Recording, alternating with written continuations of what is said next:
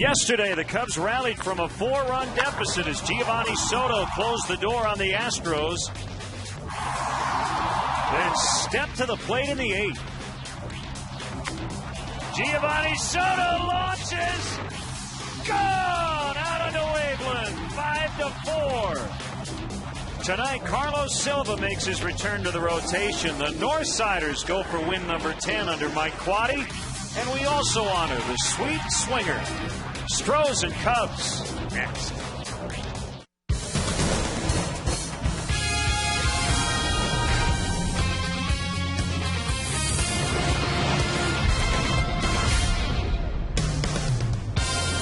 It's a special night at Wrigley Field. Many of the Cubs' all-time greats on hand, back together to honor their teammate Billy Williams. His statue unveiled this evening at the corner of Addison and Sheffield.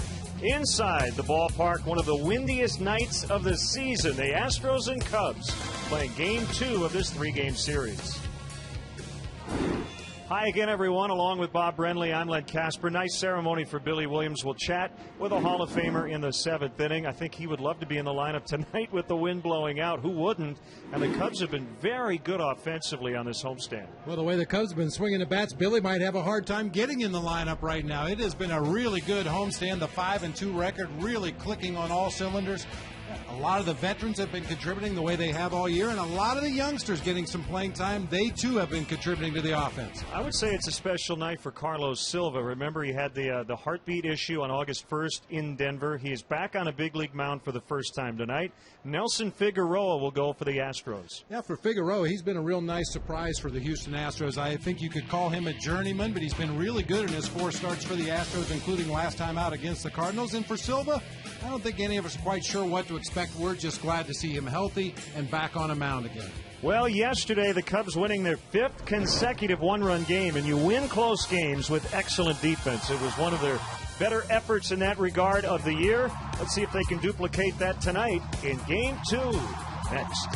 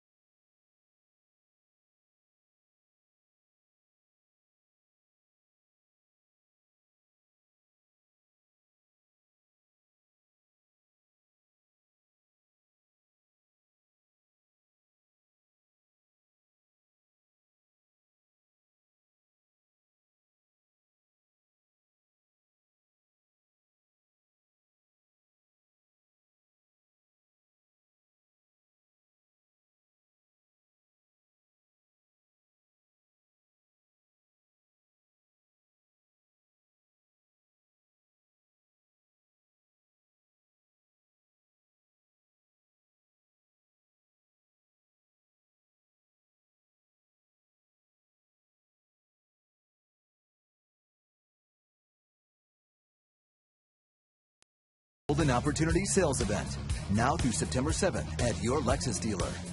Blue Cross and Blue Shield of Illinois. Member owned means our reason for being is your well-being. Experience wellness everywhere. AT&T, rethink possible. And by Southwest Airlines. Find our fares online only at southwest.com.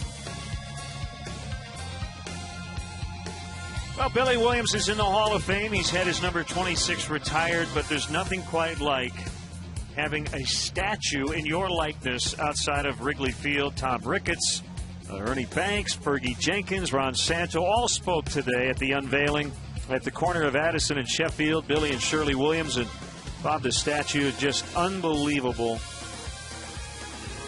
Well deserved. We'll talk with Billy coming up. He's been with the organization for 52 years. Yeah, really, really is beautiful. Just an outstanding job. Billy looks like he's ready to run down that first baseline after another hit here at Wrigley Field.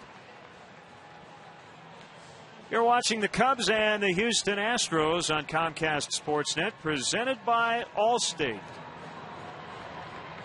Well, the wind has calmed down maybe slightly, but it has been blowing straight out all day. There is a rumor going around that during early BP, one of the Astros put one up on the roof across the street where Glen Allen Hill hit one about a decade ago. So the starters will try to keep the ball down as we look in on the Astros Southwest starting lineup. Michael Bourne in center will start it. Jeff Keppinger's at second. Hunter Pence, the reigning National League Player of the Week. Carlos Lee is in left. He was at first yesterday. The rookie Chris Johnson, 3 home runs at Wrigley in just 6 games. Brett Wallace at first tonight. Tommy Manzella at short. Jason Castro will catch for Nelson Figueroa. Let's take a look at the Cubs on defense tonight. Tyler Colvin in left. Bird in center, Fukudome in right. Not the infield you expected to see when the Cubs broke spring training back in March, but it's going to be Jeff Baker at third, Darwin Barney at short, Blake DeWitt at second, and Micah Hoffpower at first base tonight. Troy Hill will be doing the catching for right-hander Carlos Silva. As we mentioned earlier, just good to see Carlos back on a mound. A scary, scary situation in Colorado. The accelerated heart rate had to be taken away from the ballpark in an ambulance. A couple of rehab starts at the minor league level, and good to see him out there twirling for the big league Cubs once again. And away we go. Ball 1, the count on Michael Bourne. Jeff Kellogg, the crew chief, is behind the plate this evening. Pop foul, and this will get back to the seats. Along with Kellogg, Larry Vanover, Jeff Nelson, and Mark Carlson.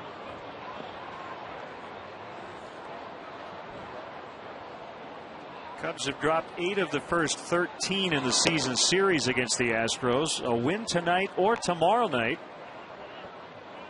would clinch their first series victory against Brad Mills' club.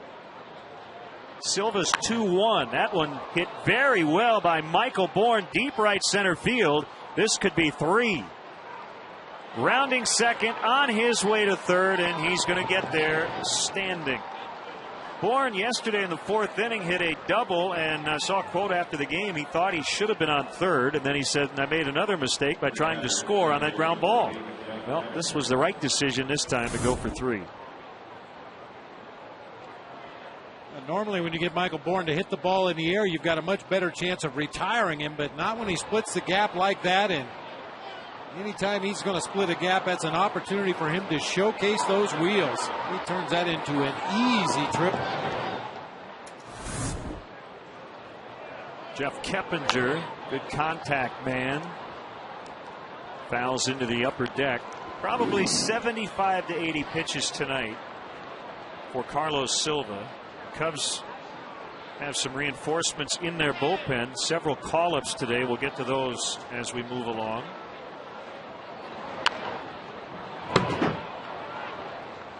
Although Justin Bird, one of those call-ups, probably won't be used tonight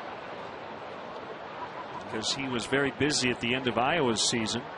Jeff Samardzija, his role still to be determined. Cubs have a surplus of starting pitchers. We'll probably see Jeff get at least 1 start or 2 in the final couple of weeks.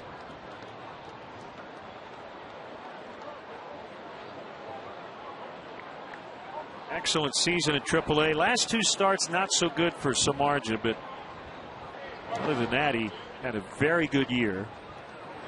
He was on the Cubs opening day roster and was sent down after 4 relief appearances. Sam Fold is back. Bobby Scales, a switch hitter who had an excellent year last year as a pinch hitter. And Brad Snyder looking to make his major league debut. Big power numbers. Among the PCL leaders in all those big power categories. But they can't top the Pittsburgh Pirates, Bob. The Pirates today had 8 call-ups. Wow. That might be a record.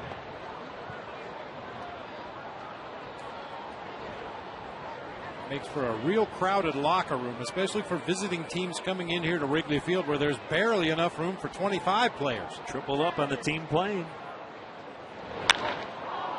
And the Astros lead 1-0 on the Jeff Keppinger RBI single. A couple of very hard hit balls to start it.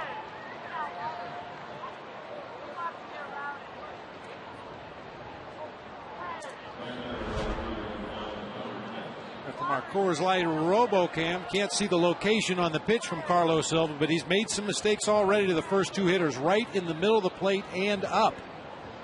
You'd like him to have an opportunity to get settled in out there on the mound, but the Astros are not going to allow that to happen. Middle of the thighs, middle of the plate. Keppinger went right back up the middle of the field with it. They got 4 in the second off Casey Coleman yesterday and would not score again as the Cubs would plate the final 5 runs of the game. Here's Hunter Pence. Mentioned how hot he has been. He and Mark Teixeira named the players of the week in their respective leagues. Last week, Pence hit 511 for 22, slugged at .909, got on base at a .542 clip.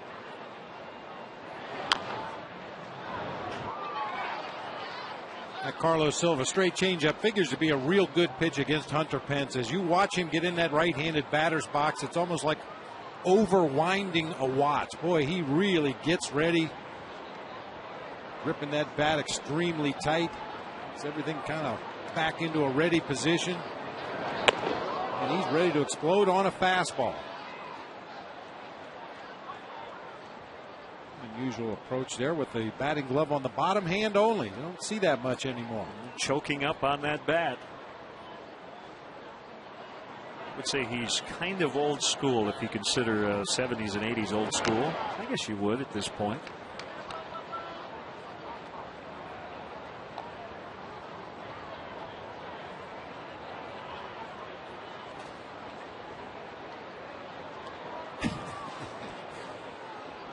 Go ahead and say it.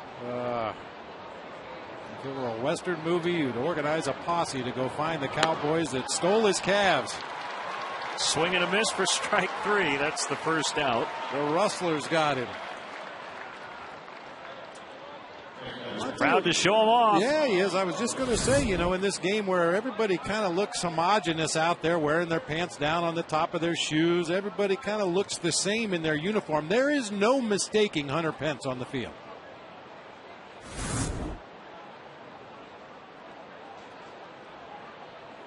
Brings up Carlos Lee. Quick check on Keppinger. Lee played first base yesterday, went 1 for 4 with a double. Carlos Silva making his first start in over a month.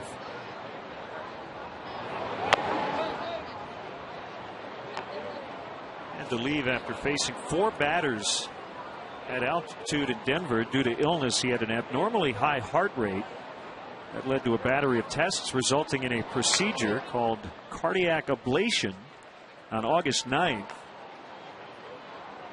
And a lot of the baseball rehab part of it, Bob, the catheter had to be inserted in the groin area, so had to give that some time to heal. But in terms of his ticker, everything's in great shape. That's the good news. The kick and the 1-1. That drops in for a strike. 1-2. 4th time he's faced the Astros this season. He's won 2 and lost 1.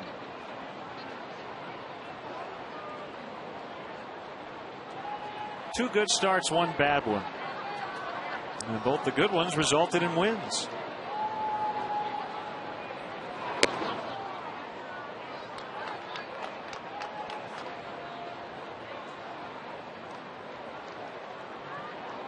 I don't think you need an umbrella tonight.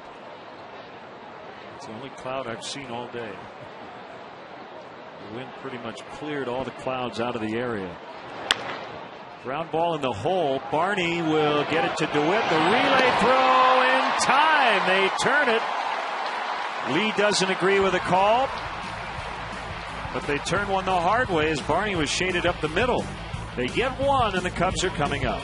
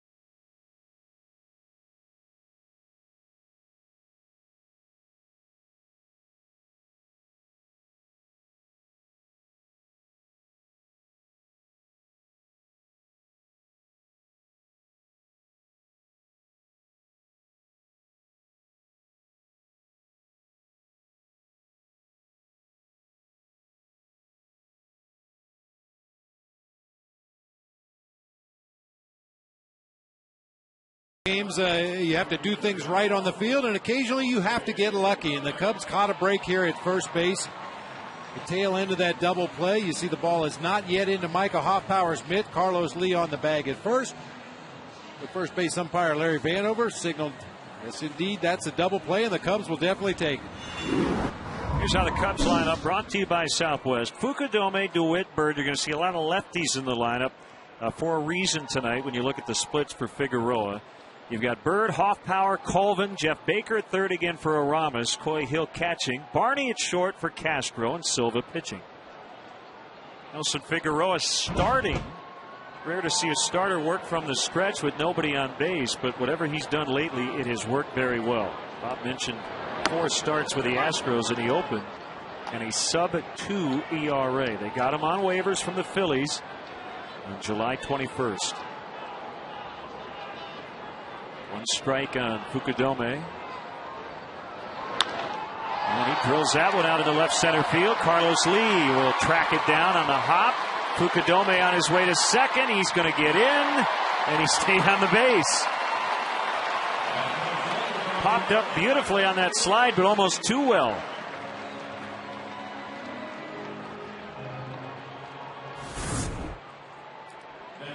Fukudome taking that sinker the opposite way into the gap in left center. Big Carlos Lee lumbering over from his left field position. Got to it, but it took him several steps to stop his momentum.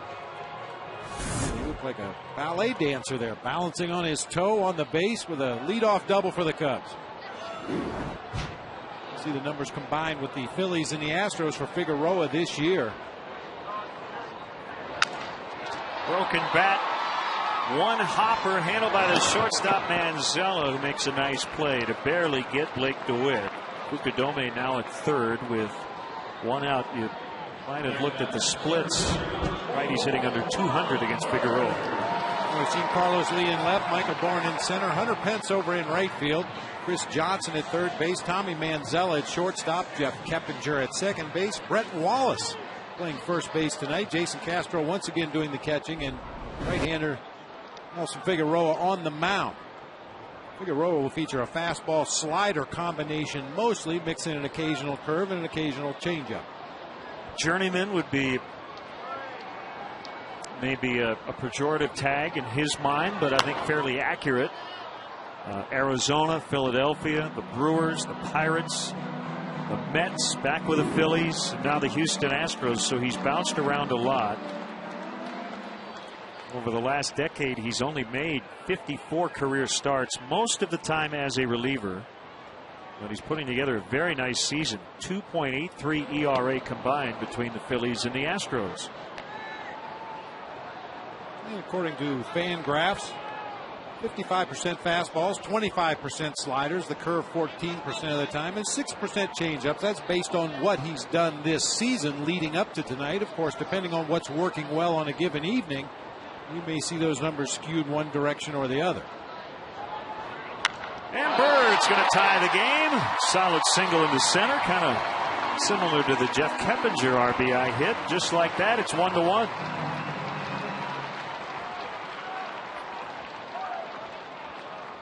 Didn't take long. Oh, I'll tell you, I love that from our Coors Light RoboCam. A crisp single into center field to drive home Kosuke Fukudome. You know what a big believer I am in momentum, and you can snatch that tie after the other team scores in the first inning. You're right back in the ball game again. You feel a lot better about yourselves and your chances of winning a game. Fastball strike on Micah Hoffpower, getting his 4th start at first. Cubs have gone 3-0 in his previous starts.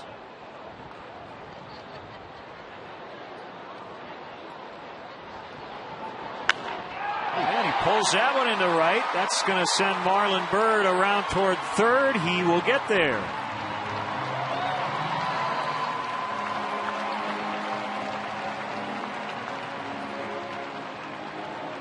A couple of very well struck balls here in this inning. You rarely see an outfielder get handcuffed by a batted ball, but that pitch was down around Micah Hoffpower's ankles, and on 2 hard hops, it just locked up Hunter Pence out there in right field. Bird easily able to turn the corner at second, and good Cubbies on the corners here with 1 out in the inning.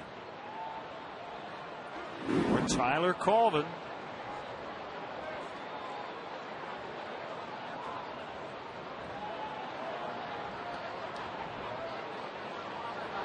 Colvin, the Cubs winner of the Heart and Hustle Award. And he will be presented with that award by former Cub great Randy Hundley tomorrow.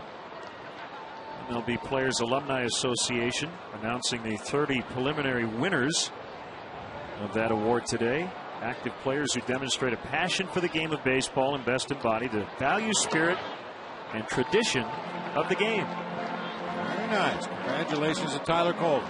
Also, congratulations to Sean Marshall, the Cubs recipient of the 2010 Roberto Clemente Award. Those nominees were named today. Given annually to the MLB player who combines a dedication to giving back to the community with outstanding skills on the field. Pulled on the ground. They'll try to turn 2, 3, 6. That's it.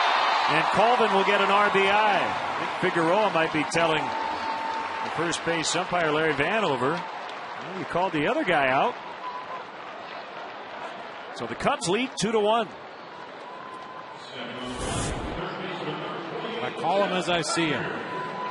Fastball inside corner. Got in on Tyler just a little bit. Brett Wallace starts the double play in pretty good fashion. Figueroa got over there in good shape to cover the bag.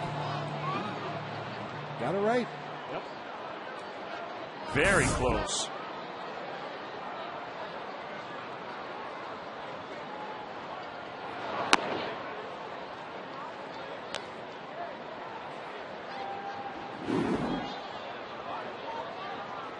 Jeff Baker in some kind of streak.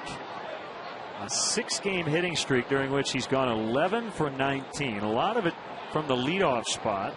He's batting 6th tonight. Aramis Ramirez still day-to-day with a quad. Starlin Castro getting another night off. So Darwin Barney in there batting 8th, playing short.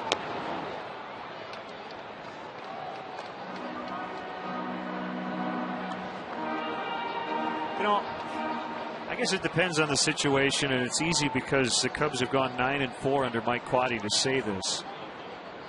But I think the atmosphere has been created over the last 2 weeks with the lineup. 2-0 pitch fouled off. Nobody quite knows where they're going to hit. I mean, Castro, when he's in there, is going to hit second. Bird has basically been third. Ramirez fourth. But by and large, Mike has shown up every day, Bob, and just said, this is what the matchups tell me to do. And in some ways, it might create a little more sense of urgency. Most managers want to have a set lineup, and the Cubs did earlier in the season, but it's not the sort of team now that really has one. And I don't know, maybe you get too comfortable sometimes when you walk in and don't even look at the lineup card, assuming you're going to be in there in one particular spot.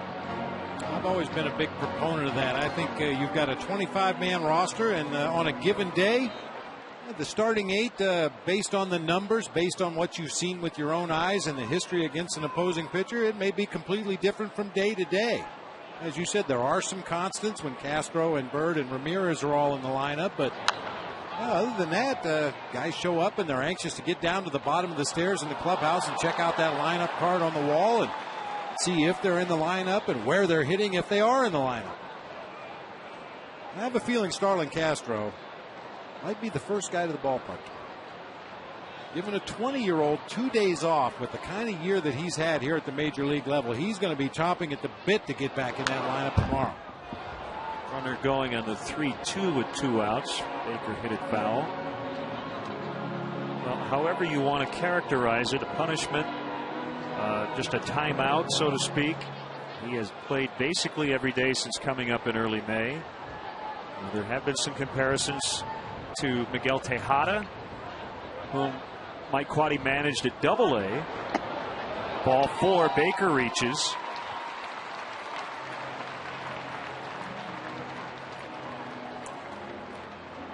A nice honor today. Fans, prior to today's game, Edward Jones, Representative Dale Bradley presented the Edward Jones Player of the Month Award to Starlin Castro for his outstanding play in the month of August. Edward Jones, making sense of investing. An opportunity for Starlin to take a step back and watch a couple of games and then get back in there fresh. Maybe tomorrow, if not probably Friday in Milwaukee.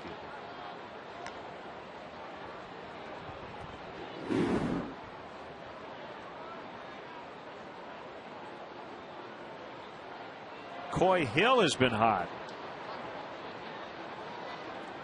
Soto just getting a day off. Nothing more than that.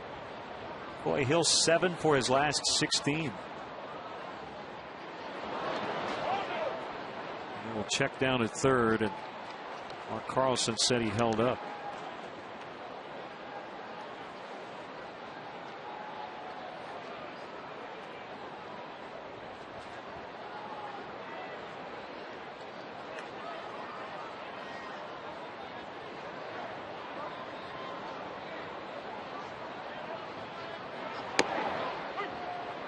Inside corner, it's 1-2.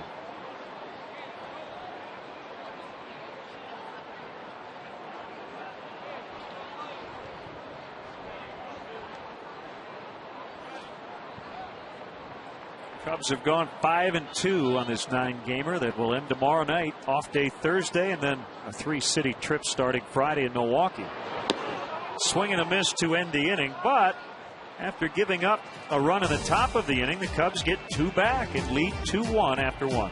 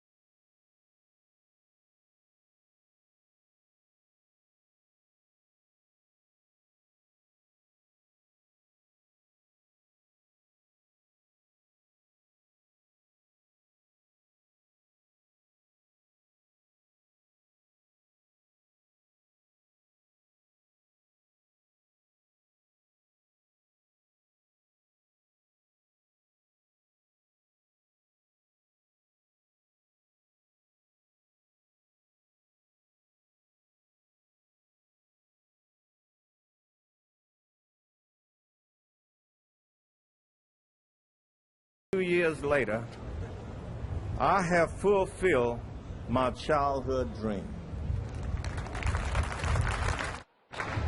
My daughters will get a chance to see it. Their kids will get a chance to see it. And I think foremost, generations to come will get a chance to see what their grandfather looked like when he had on a uniform. Great Billy Williams. Well, that statue is unbelievable. And we certainly encourage you to check it out, as a lot of fans check out the Ernie Banks and Harry Carey statues as well. Chris Johnson, a high fly that's caught by Marlon Byrd. Johnson just trying to get that one up in the jet stream. Already with 3 career homers in 6 games. He almost hit his 4th. I think he hit that one above the jet stream. That is one of the highest fly balls we've seen here all summer. I thought surely the wind was going to carry that up at least into the basket. But Marlon Byrd, Tyler Colvin both had plenty of time to get over there. That ball was so high in the air. And Marlon eventually makes the catch right in front of the 368 mark. Big swing by Brett Wallace, who fouls it back. He's got a lot of different logoed duffel bags. Yes, he does. He's been traded 3 times within a year Former first-round pick of the Cardinals in 2008. 2 years later, he's been dealt a couple of times. Houston got him from the Toronto Blue Jays. He's playing first base.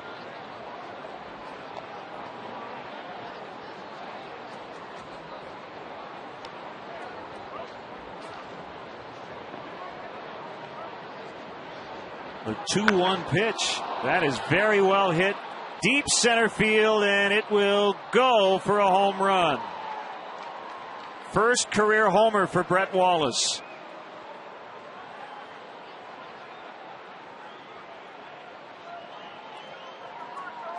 Traded from St. Louis to Oakland for Matt Holliday. Traded from Oakland to Toronto. From Toronto to Houston, and I have a feeling the Astros will hang on to him.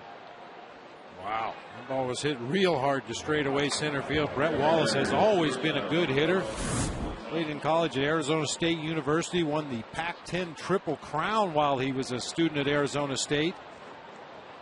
That's where it can be a little deceiving when guys get traded and people try to use that as a negative. Well, he's been traded 3 times.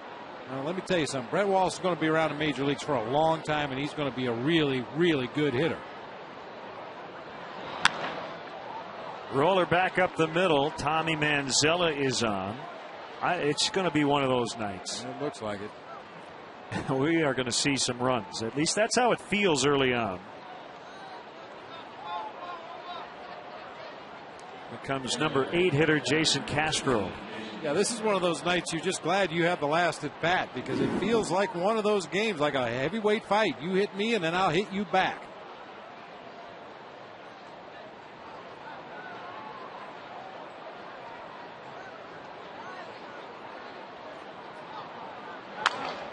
Broken bat.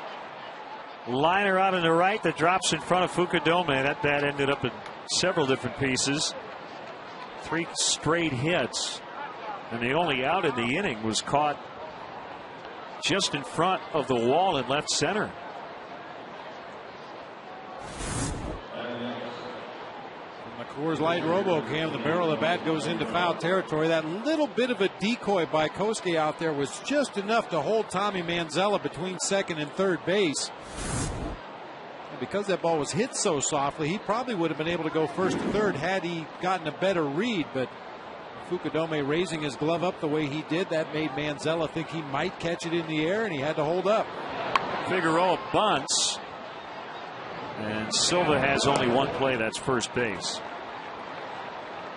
Third sacrifice on the year for Figueroa.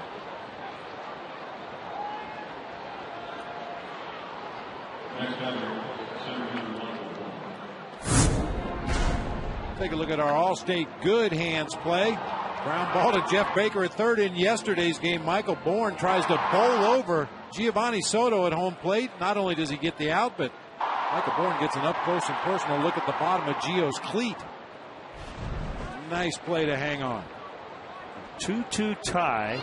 2 in scoring position for Bourne, who tripled to start the game.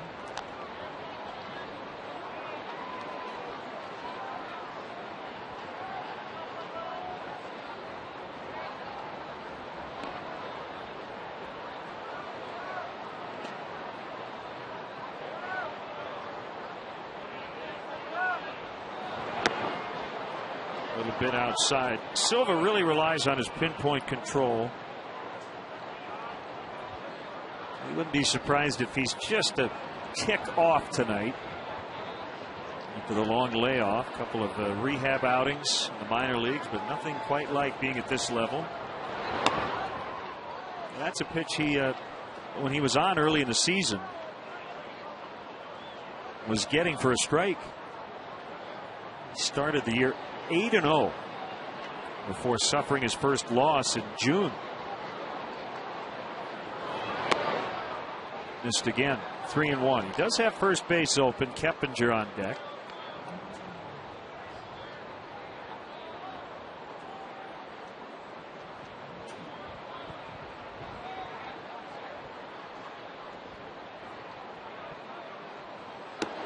Three and two.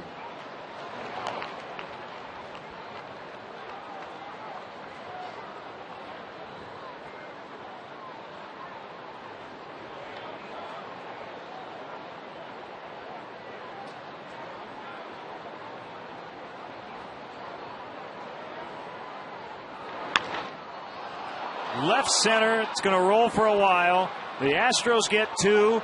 Bourne on his way to second, and he's going to stop there. He has the 2 toughest ones, a triple and a double, and now the ball gets by. He's going to stay there. Halfway to the cycle, Michael Bourne has done it all early. A triple and a run in the first, a 2-run double here in the second. You talk about Silva's pitch location, something he was so good at, especially in the early part of the season. Rarely made mistakes where hitters could get the barrel of the bat on the ball. Unfortunately, tonight he's made a number of mistakes in the middle of the plate, a couple of them to Michael Bourne.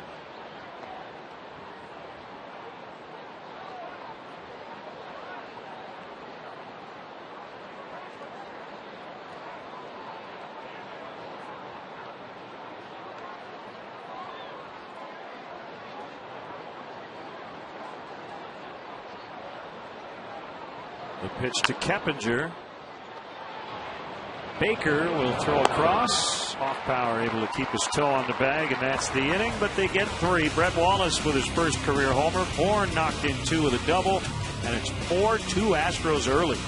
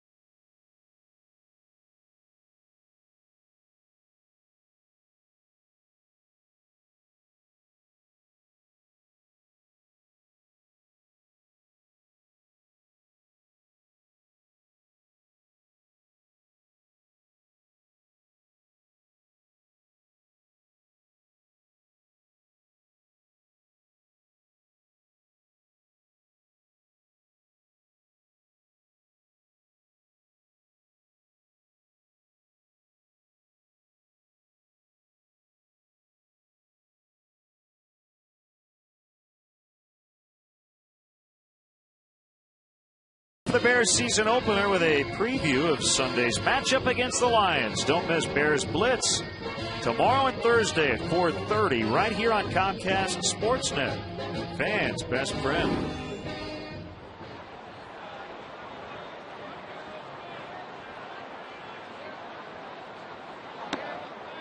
It's the Bears Blitz.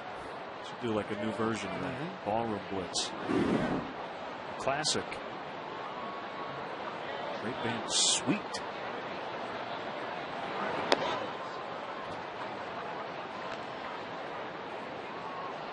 Two 2-0 on Darwin Barney. 4-2 Houston. Silva on deck, and then Kosuke against Figueroa, who gave up a couple in the first.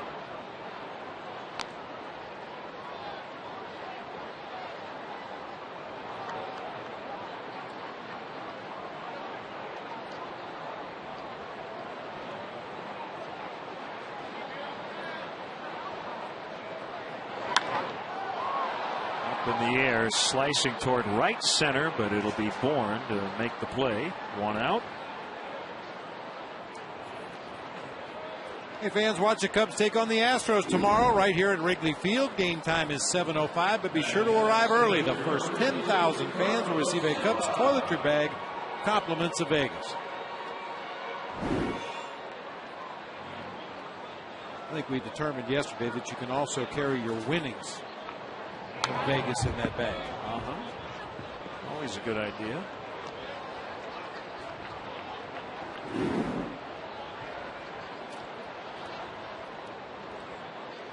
Silva rarely gets cheated.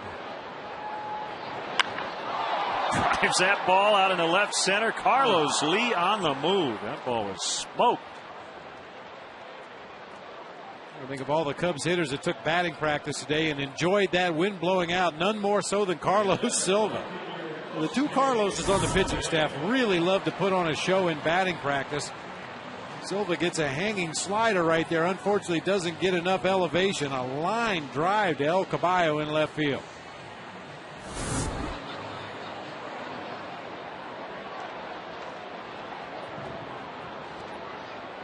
Fukudome with a double and a run.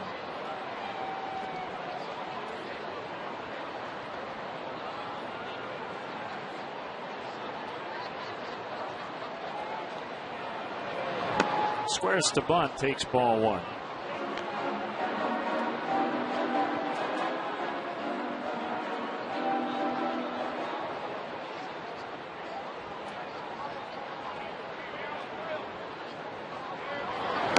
Swing and a miss, 1-1.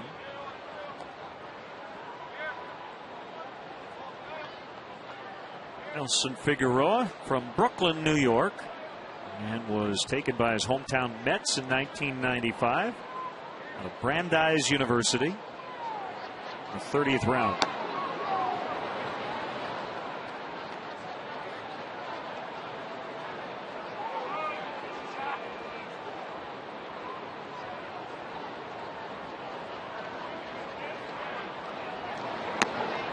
Two now.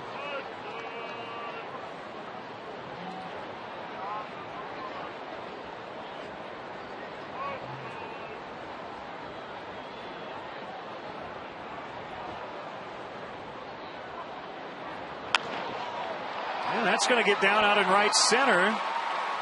For Kosuke's second hit of the game. Bourne got to it quickly. Keeps Kosuke to a single. He's 2 for 2, so he stays hot.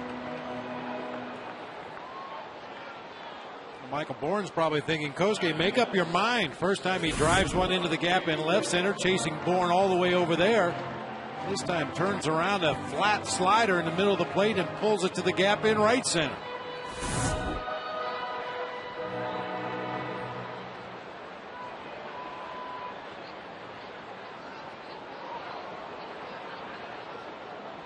DeWitt 0 for 1. Couple of hits and RBI yesterday. Had the game-winning 3-run homer against the Mets on Friday.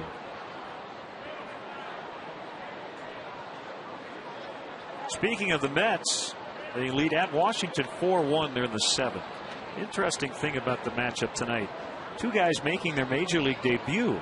Dylan G for the Mets in for Johan Santana, and Yuneski Maya for the Washington Nationals. This is the 5th time in the last 30 years both starting pitchers are making their major league debut. G has been better than Maya so far.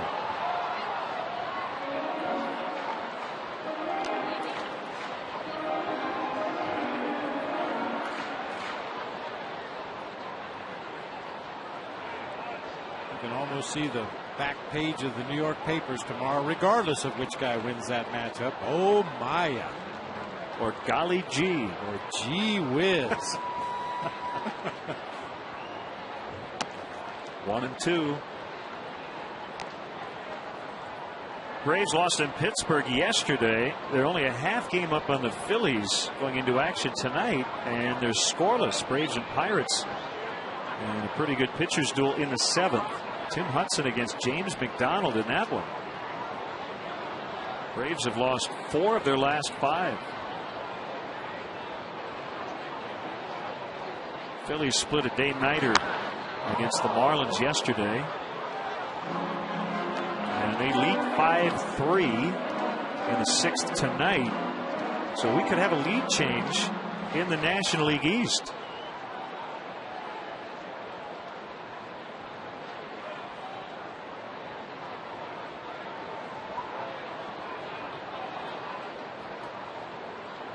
I don't pretend to know what's going to happen, but I really like the Phillies to win that division. They played their best baseball lately, and they're the 2-time defending NL champs. Nice play by Manzella to get DeWitt. And the first scoreless half inning of the night, 4-2 Houston.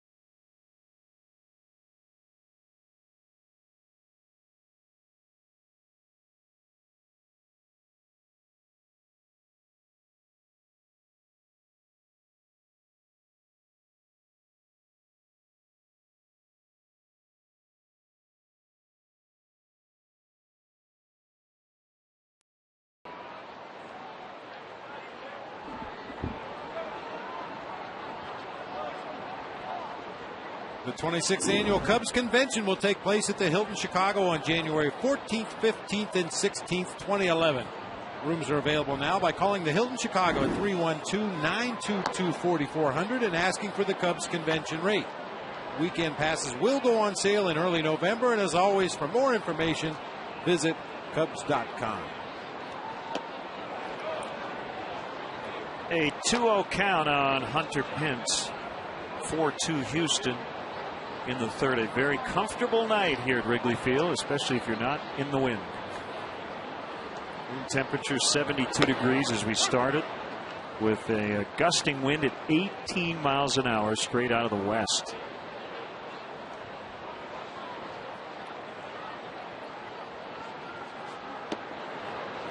Three and one.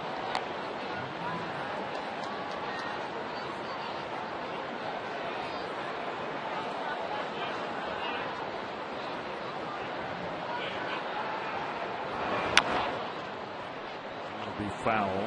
I saw Silva after ball 3 turn around and just kind of look out towards center field. I think that's a reset button for a lot of pitchers. When they don't get a couple calls they thought were strikes, they take a walk behind the mound, maybe just look up toward the sky, just trying to tell themselves, you know what, there's nothing you can do about it now. Just clear your mind and focus on the next pitch. Pounded on the ground to Darwin Barney. Many times easier said than done, but that's the reality of the job out there. When you're standing on that hill in the middle of the field, and you let an umpire's call bother you, things can unravel very quickly, and we've seen it happen many, many times. The good ones find a way to refocus, put that pitch behind them, and move forward. Carlos Lee lines to straightaway center. Bird's playing pretty deep tonight, I think, with the wind blowing out. Normally he doesn't. That ball held up enough for him.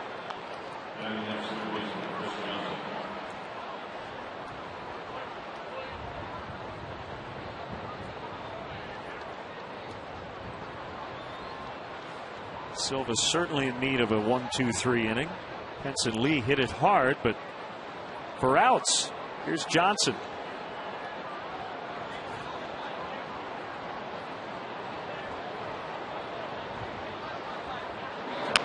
Not over yet for the Cardinals. They have gotten it down to 6 games out in the Central, as the Reds lost at Colorado yesterday, and the Cardinals beat Milwaukee, but St. Louis trailing early 3-0 to the Brewers in the third inning tonight. Cardinals have won 3 of 4 after losing 8 of 9.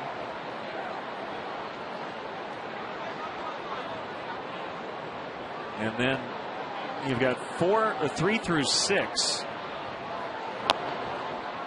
Way back, at least 15 out.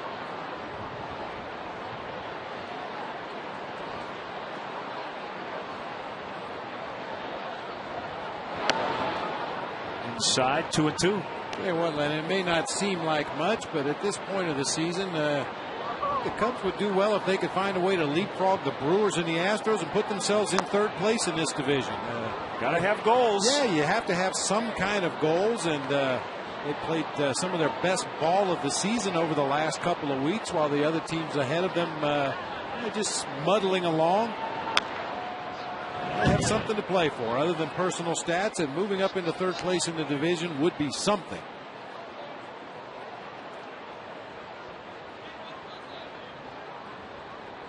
Three more with Milwaukee this weekend, and even after this series, still 3 more against Houston to wrap up the regular season.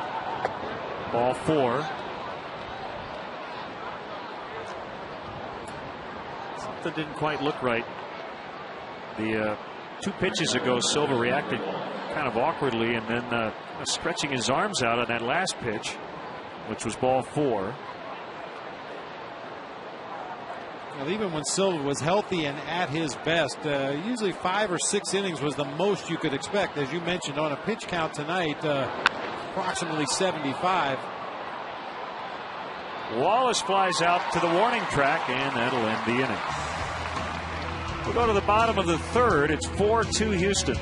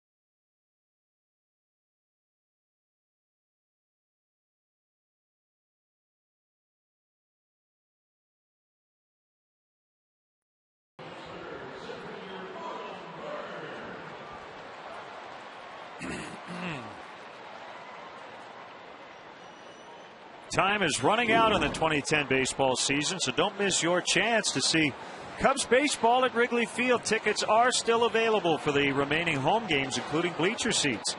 To purchase tickets, visit Cubs.com. Call 1-800-THE-CUBS or visit the Wrigley Field box office. After tomorrow night, only one more homestand left, believe it or not. Called strike on Marlon Byrd. It'll be a good one. The Giants and Cardinals, 2 teams still with postseason aspirations, will be here the 21st through the 26th.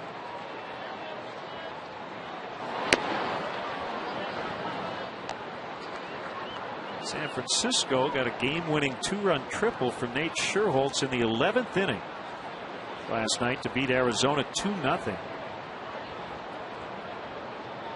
Padres snapped their 10-game skid, so the Giants still a game back in the West, only a game and a half out in the wild card.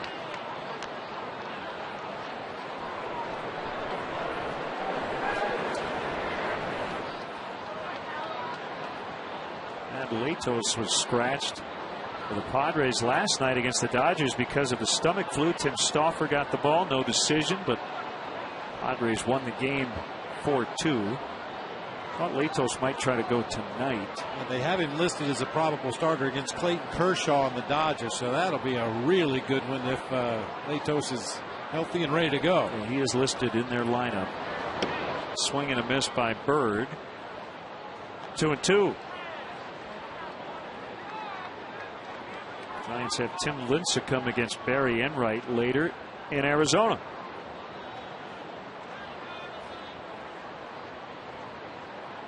Right now it seems to be a two-team race in the wild card. The Cardinals and Rockies still hanging around the Marlins on the outer edge of that race. Swing and a miss, went with a fastball, and he gets Marlon Bird.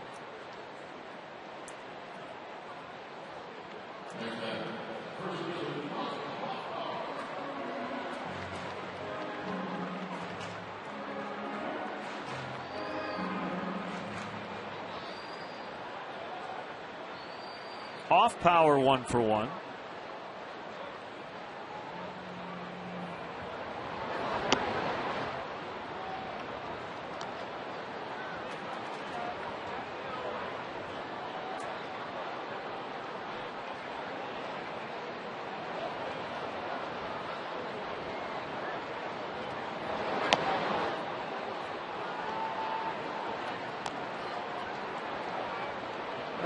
A couple of times, it was last year, maybe the year before, you had a feeling with Michael Hoffpauir at the plate. Curious if that feeling hits you at all tonight. It's 3-0 with the wind blowing straight out. Well, you know, you can't force the feeling. No, I'm not asking you to do that, but just in case, let us know. I will. I'll let you know when I see the ball in the air toward right field with something on it. I feel it. I feel it. Well, you were way ahead of it 2 or 3 times. Yeah, those particular instances, I had an opportunity to watch Micah take his batting practice that day. The opposing pitcher in each case I thought was a real good fit for Micah's swing, and thank goodness he made me look good.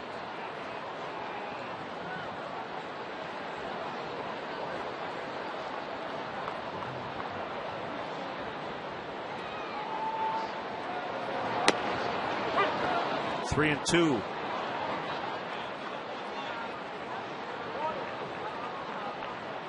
Micah hit one hard into right field his first time up. A two-hopper that handcuffed Hunter Pence out there in right field.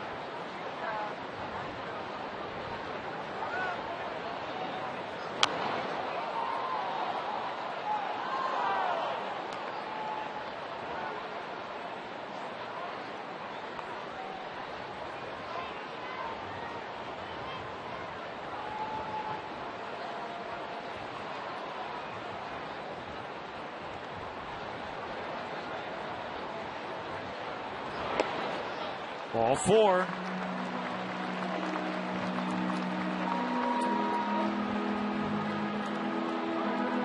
Time for our AT&T trivia question. Who holds the Cubs' single-season record for most homers by a rookie? Tyler Colvin with 19. We can't tell you he's 6 away from that record.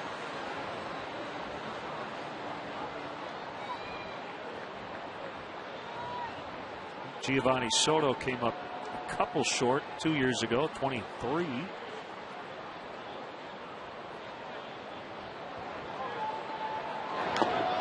Just got a piece of it for strike 1.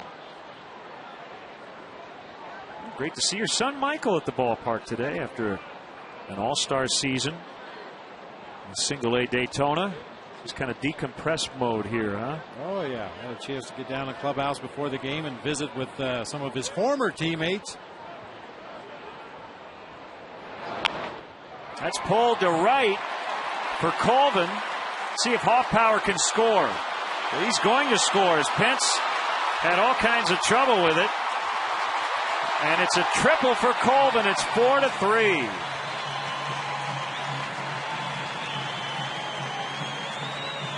Ball kept rolling and rolling and rolling. A tying run 90 feet away with only 1 out. Got in on him just a little bit, but strong enough to muscle it down that right field line. Hunter Pence just follow it home and see what it eats, I guess. He just chased it down the first base line there, waited till it hit the wall, and then picked it up and threw it back into nobody. A triple for Tyler Colvin with an RBI. A chance here to tie it. The infield will come in a little bit. Jeff Baker swings and misses at a slider.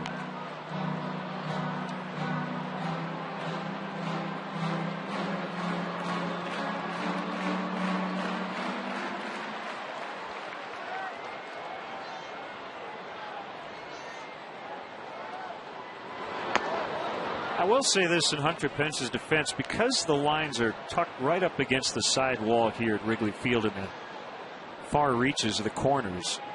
You know, in a lot of ballparks, you've got a lot of foul territory on the other side of that white line, and you can really be aggressive in going after that ball and run into foul territory. Well, here you see a lot of guys get pretty tentative in those corners because it becomes like a pinball game. And if you miss it, that could end up being 4 bases for Colvin instead of 3. Yeah, they got the drainage down the lines, and there was a door in left field. There's things sticking out of the wall that could possibly ricochet back into the field of play. So you're right. Unless you're Ryan Ludwig, you play very cautious in the corners in this ballpark.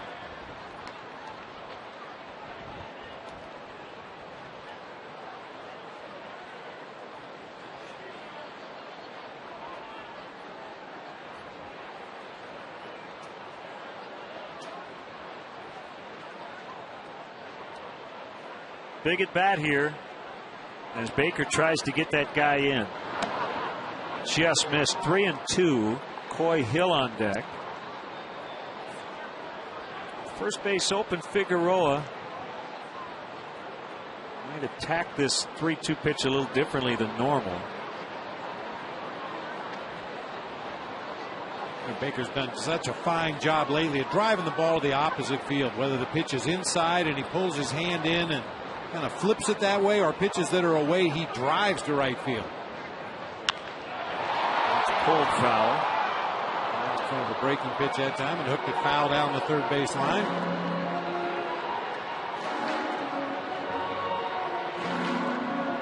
A rare opportunity for Jeff Baker to get a start against a right-handed pitcher. Good career numbers and very limited at bats. Only 3 at bats, but he was 2 for 3 with a couple of singles against Figueroa before tonight.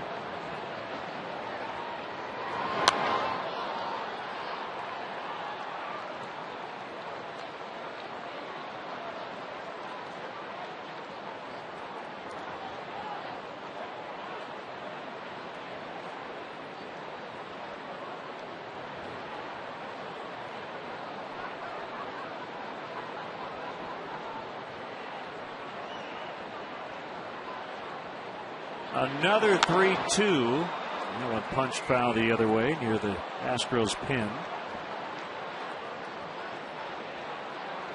7 runs on 11 hits combined, and we're only in the 3rd inning.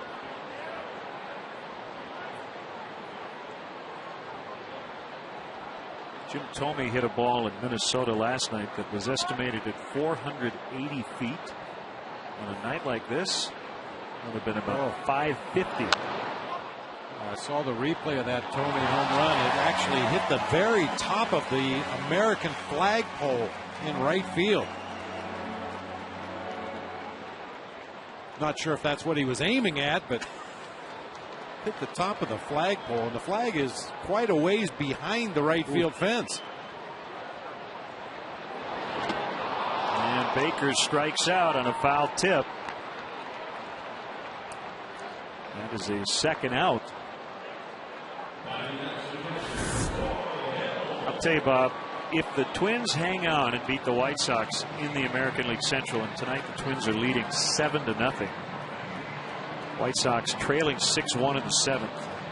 I think one of the main reasons is going to be Jim Thome not on the White Sox and Jim Thome on the Twins. He has had a great season. His on base is over 400, slugging .621. He's walked and scored twice tonight. And what have the White Sox been looking for all year? A DH.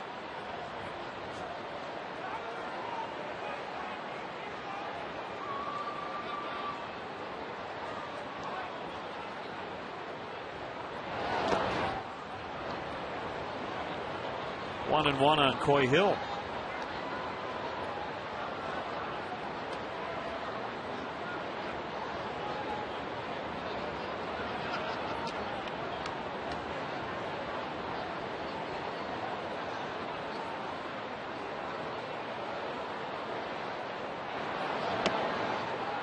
Inside, 2-1.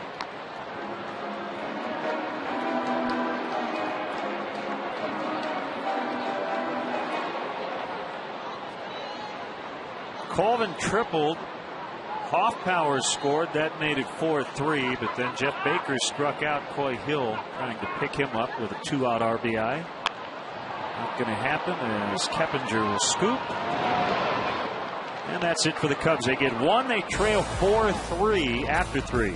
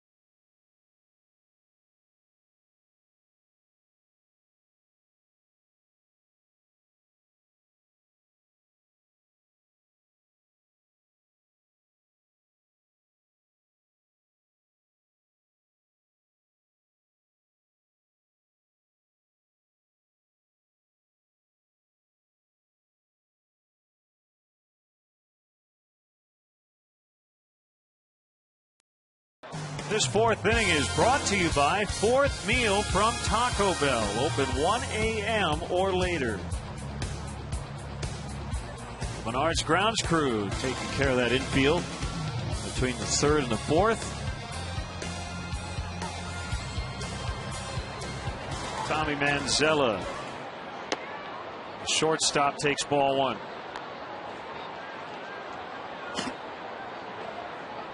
DL time for Manzella. A fractured finger. This is his 10th start at short since being activated from the DL on August 19th. Nice play by DeWitt. Get in front of that one hopper, and he throws to first in time.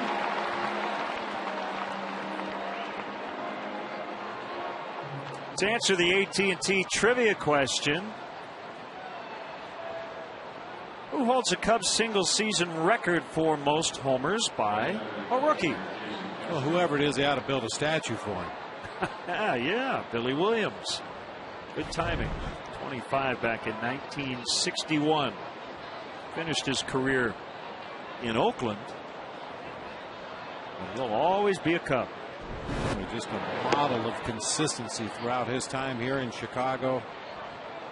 We were talking earlier about the everyday lineups and guys hitting in the same spot. Well, Billy Williams, he was a regular. You knew where he was going to be in the lineup, and you could pretty well predict at the beginning of the season where his numbers were going to be at the end of the season.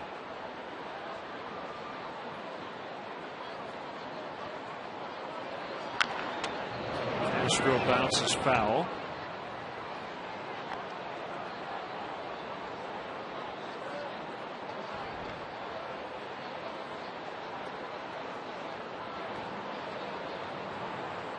A nice letter here, Len, from Bernita Listina. She says that back in 1939, right about this time of year, she had her first official date with her now late husband, Bob. 71 years ago. 3 children, 9 grandchildren, 3 great-grandchildren later. Bernita is still a Cubs fan. Say hi to Pearl Mink in Lafayette, Indiana. Watches the Cubs religiously. Bob Smith in West Lafayette, Indiana.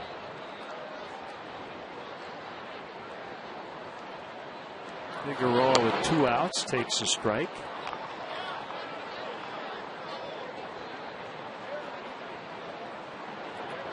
Cubs had a chance to watch Jin Young Kim, 18-year-old right-hander who signed with the Cubs this summer from Korea, threw off the mound and will go to instructional league.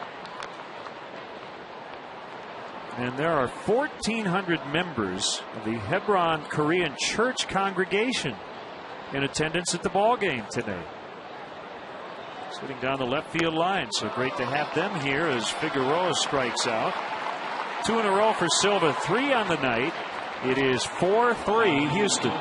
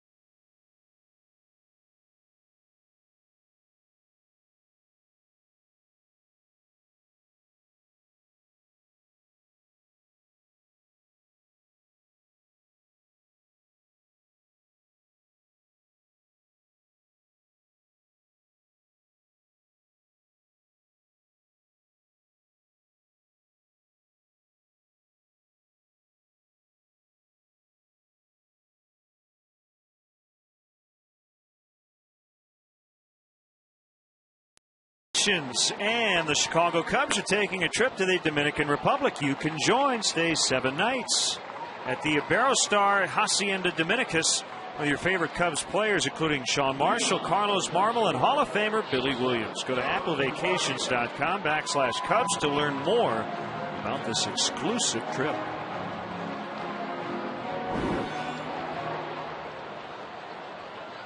Now, that's a great trip, especially when it gets cold here. Darwin Barney will start the Cubs 4th. They trail 4-3.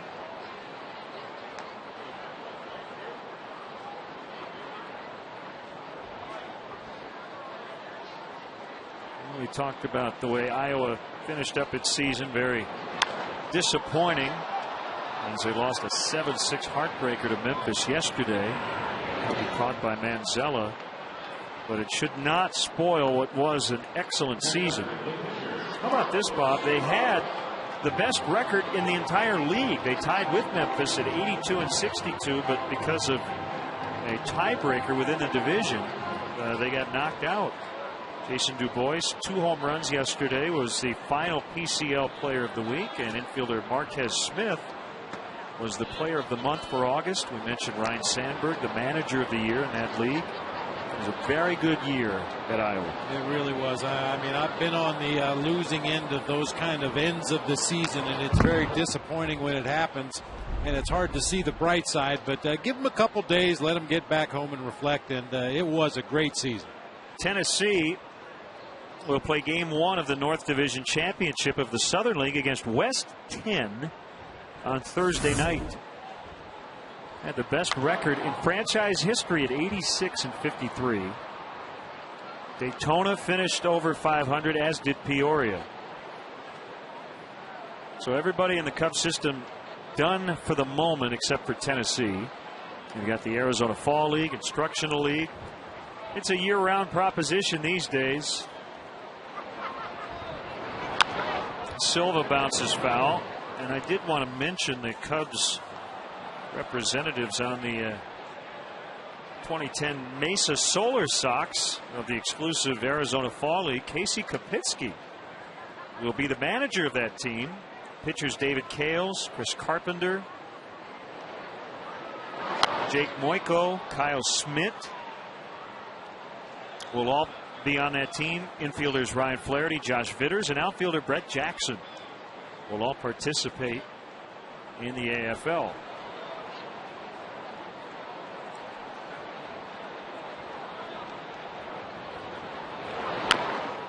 Silva bounced that off his foot.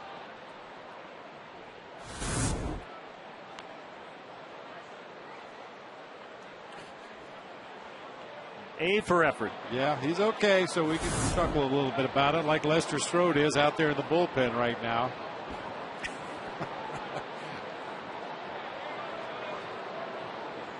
One and two on Silva. Here's the pitch. Down by Ovanda Jesus at third. Good hands.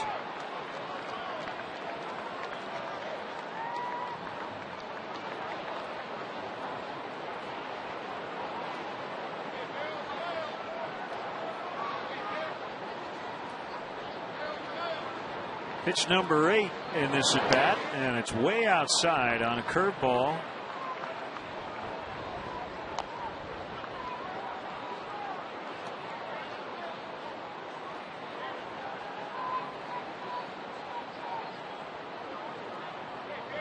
Figueroa, 36 years old, 6'1", 180.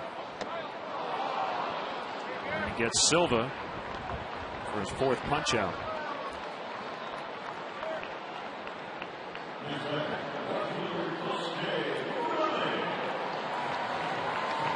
And we'd like to also send our best wishes out to Al Lamaki and his family back in San Antonio, Texas. Al suffered a stroke on Saturday and is recovering at home. Al has spent 71 years in baseball. Played professionally for 15 years, most of it in the minor leagues, had 16 games at the major league level, but he really made his name in this game as one of the greatest scouts to ever go to a ballpark. Starting back in 1956 with the Phillies, also worked for the Braves, the Toronto Blue Jays, the Tampa Bay Rays, and since 2003 he's been a scout for the Los Angeles Dodgers. So we're thinking about you, Al. Get well soon.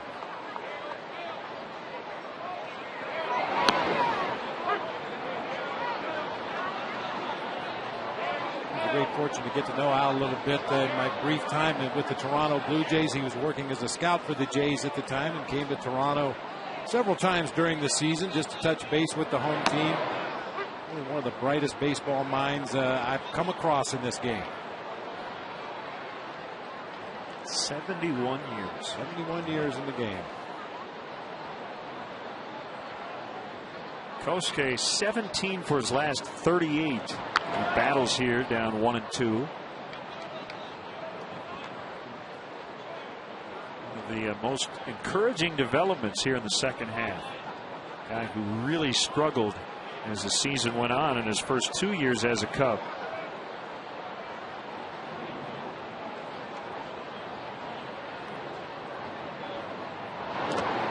Two and two.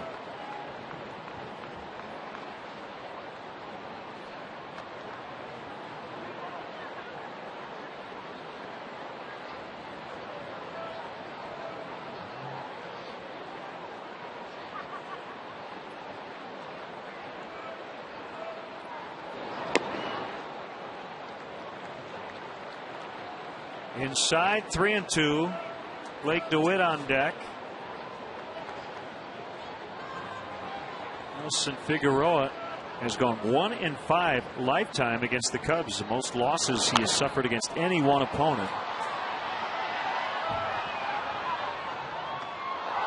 Jason Castro appeared to give up on that ball, and then I think realized, you know what, not tonight. It's going to blow that ball back toward the field of play.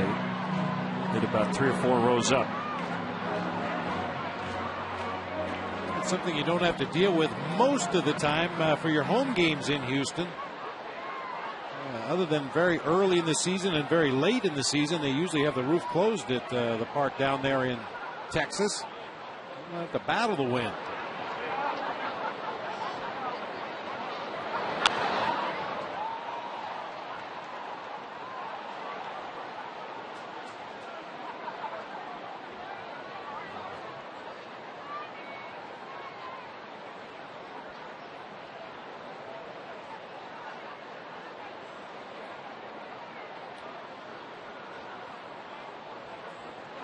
The next payoff delivery, that's ball 4.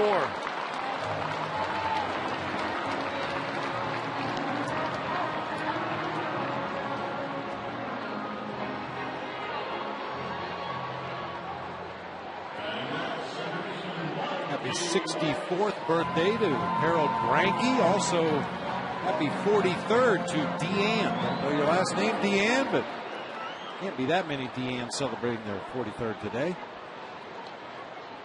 You know what? For all the Deannes celebrating their 43rd birthday, happy birthday. I would say for all Deannes celebrating any birthday today, we would wish them a happy birthday. Just make it Deanne Day. Whether it's your birthday or not, if your name's Deanne, congratulations. Tell you what, because we're nice guys, everyone with a birthday today, regardless of your name, we hope it's a good one. Michael Bourne, I guess that's appropriate. Bourne making the catch as we talk about birthdays. It is 4-3 Houston.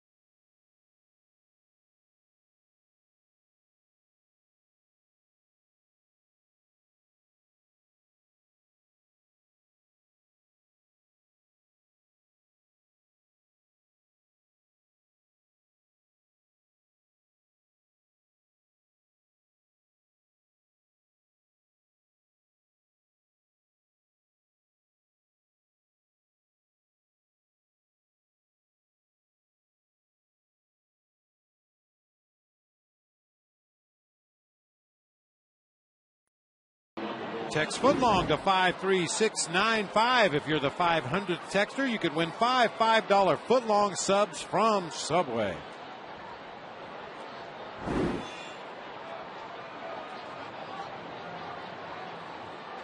Top of the order, Michael Bourne. Oh, he knows that. You get a little nervous. I don't care how close the cornermen are to the plate. He's one of the best in the business at laying down bunts for hits. As Russell is swimming, but he's not in the water. He gets stretched out.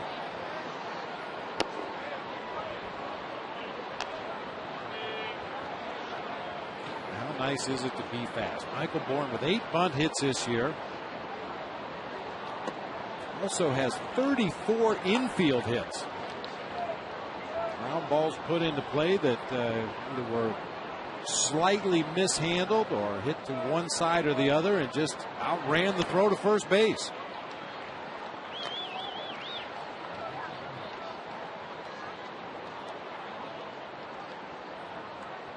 His last 15 coming in, hitting .356, and he's 2 for 2 with a triple, a double, 2 RBIs and a run. Oh, what a pick by Hoffpauir. Can they beat Bourne to first? No. So he is a home run shy of the cycle. What a pick by Hoffpauir, but Bourne's just too fast. There's another infield hit. Now make it 35 on the season. And that one was not mishandled. I don't know how you could play it any better than Micah Hoffpauir did right there. Took a nasty hop at the very end. But because his glove was in a good position, he was able to make the adjustment. Unfortunately, just too much speed from Bourne. Able to outrun Silva to the bag at first. From our high-speed shutter cam. Would never recommend that head-first slide into first. You see Carlos Silva's big right foot coming down on that bag. Could have very easily come down on the hand or wrist of Michael Bourne, but as it is, he's safe at first with another hit. He leads the league in steals, attempting number 47, and he's going to get it.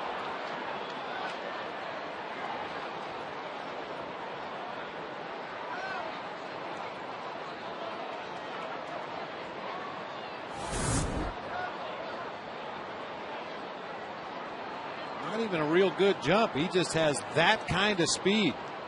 Didn't have a big lead at first base, didn't get a good jump, and still was able to steal the bag easily.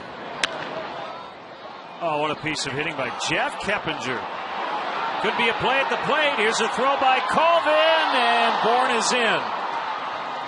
Almost had his second collision in as many days. A very aggressive send by Dave Clark with nobody out. But it worked out for the Astros. It's 5-3. Jeff Keppinger found the hole as Barney was shaded up the middle. And a real good read by Michael Bourne at second base. He had checked where the infielders were positioned as well as the outfielders, and he knew that Barney was up the middle of the field, wasn't going to be able to get to that hard hit ground ball, and kind of an awkward slide into the plate. Unfortunately, the runner Michael Bourne got between Coy Hill and the baseball. He just couldn't make a play.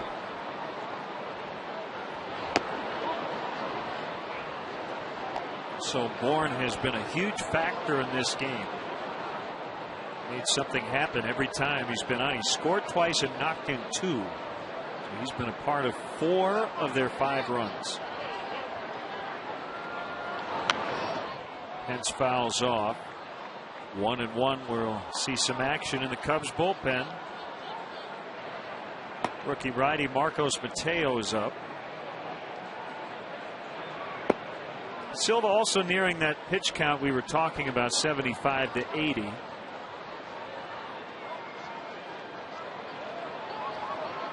Not set in stone, but probably not long for this night. Pence, fair ball, right field corner. Keppinger's going to be sent around third, and DeWitt's just going to eat it. Doesn't even make a relay throw. It's 6-3.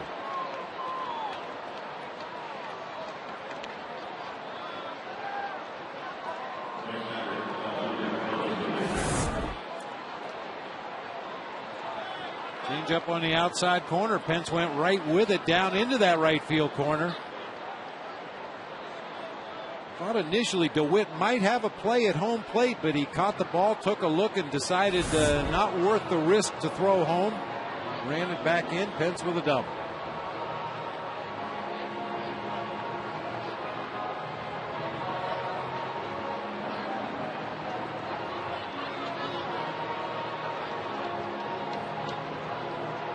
So far in this game, as Silva's up to the 74 pitch mark, his stuff has not been bad. His command has been spotty tonight, which, as we've talked about throughout the ball game, something you could always count on from Carlos Silva when he took the mound early in the season. He was going to throw strikes.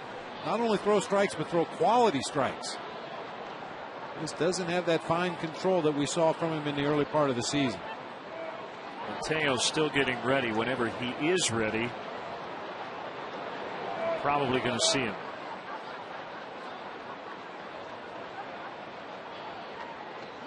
Three consecutive hits to start this inning. As the Astros have their biggest lead. And the pitch to Lee is outside.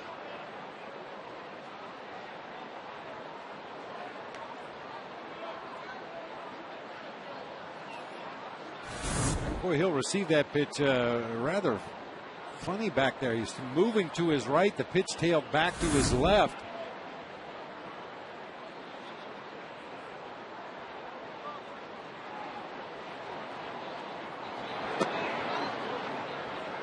Sometimes it's just the difference between a two-seam fastball and a four-seam fastball. The four-seam fastball is going to hold its line, be relatively straight as it gets up into the hitting area. The two-seam fastball should have some movement back toward the right-handed hitter. Boy may have been expecting a four-seamer and got a two-seamer instead.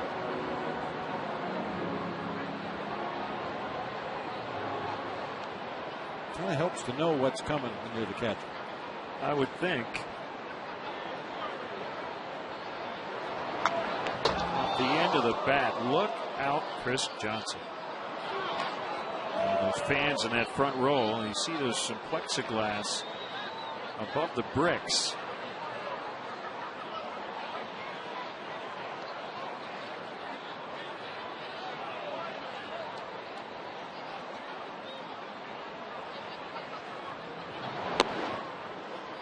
Slider missed, 3-1.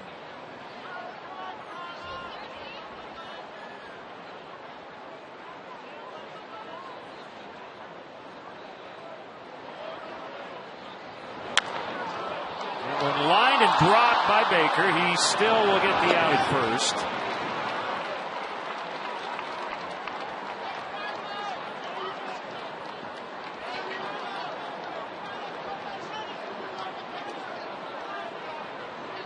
I think he had a double play chance at Pence. I don't think so. Pence got a pretty good read and was headed back to the bag at second on his belly. It's a second at bat in a row where Carlos Lee has hit a knuckleball. The last one was a line drive to Marlon Byrd in center field that he had some issues with before making the play, and that one got out of the glove of Jeff Baker, but still had plenty of time to get the out at first. How do you like that slide by Hunter Pence?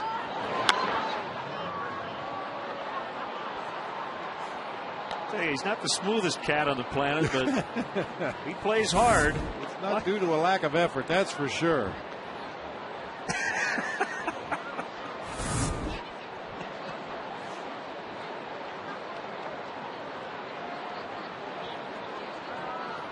The 0-1 to Johnson. 0-2.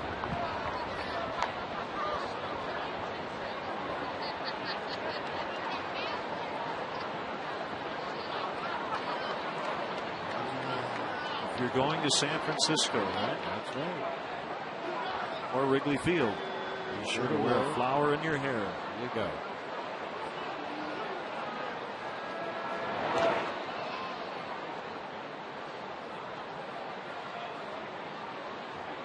I wish I had enough hair to hold a flower. That would be a really, really small flower.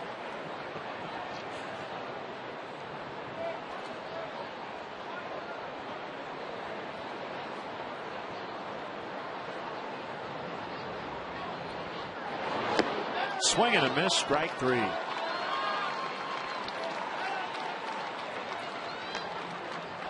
Fans text banner to BHawks 242-957 to join Blackhawks Mobile and be entered to win 2 tickets to the Blackhawks 2010 home opener on October 9th. That's banner to 242-957 for your chance to catch this historic moment as the team raises a Stanley Cup banner to the Raptors.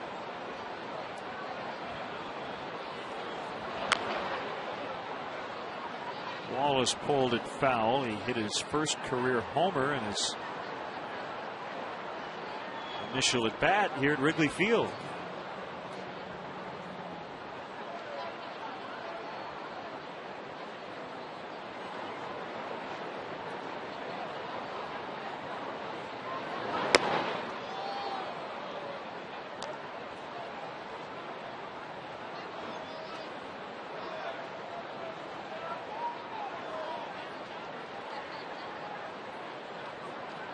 Hence the runner at second, 2 runs in at 6-3.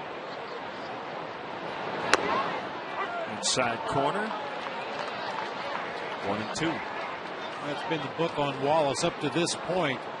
Has a little trouble catching up to those fastballs on the inner third of the plate, even off the inside corner. If you allow him to extend his arms on the outer third of the plate, he can do some damage, as he showed in his first at bat of the ball game. Came back fair. It started out foul, and Hoffpauir will beat Wallace to first base to end the inning. 3 hits, 2 runs. It's now 6-3 Houston midway in the 5th.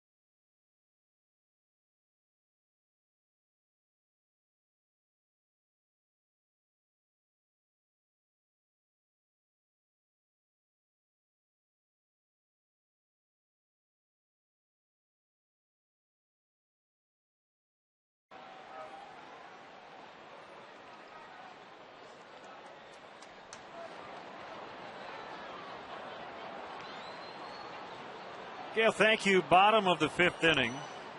Marlon Byrd leading off against Nelson Figueroa.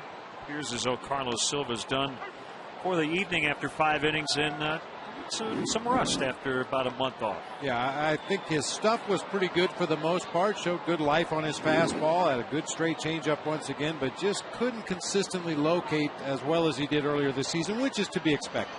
Seems like an offensive skewed night tonight with the wind blowing out mostly to right, so Cubs are not out of this thing by any stretch as we play the 5th.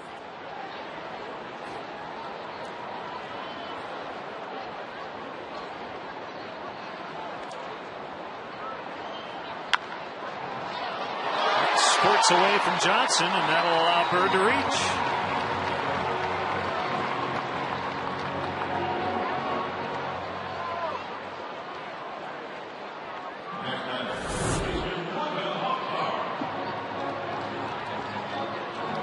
An error on Chris Johnson. A third base ball was hit extremely hard, but he really didn't have to move from his position. Just reached across to the backhand side and didn't get his glove down there quite far enough.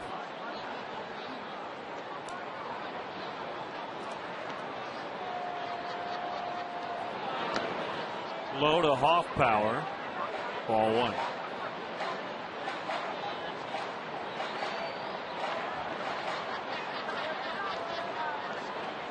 Pirates leading the Braves 5-0. They're going into the 9th, and they're being delayed, I assume, by rain. Pirates got 5 in the 7th.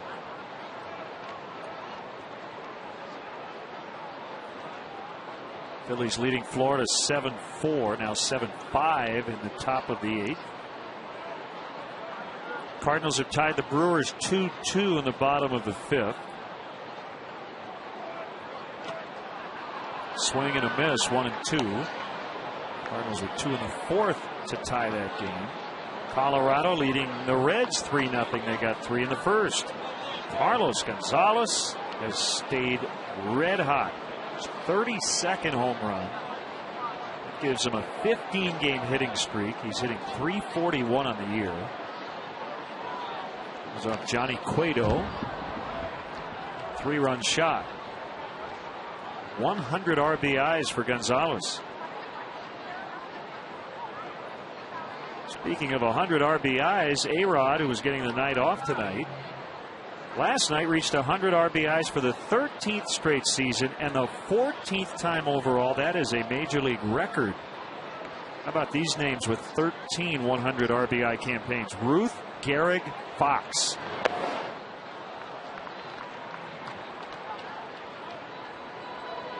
Jeff Fulcino up for the Astros.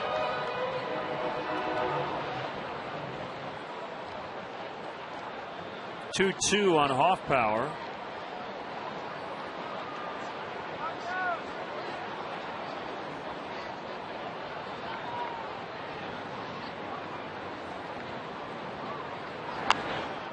Got jammed, a pop-up and a sliding catch and foul ground by Jason Castro.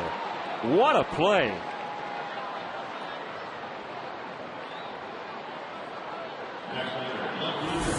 Jam shot pop-up in foul territory. Wasn't very high in the air, but Castro gets out of the chute quickly, never takes his eye off the baseball. I've said it many times before, that catcher's mitt is not meant for catching fly balls. So for him to be able to get there with a dive and be able to hang on to that ball as his pitcher Figueroa jumps over him, that's a really nice play by Jason Castro. Colvin with RBIs in his first two at-bats. Fielder's choice in the first, a triple in the third as Bird will advance into scoring position. It's a nice diving catch. The ball sticks in the webbing of the glove. That time a pitch just goes right through him to the backstop. Funny game that way. That'll be a passed ball.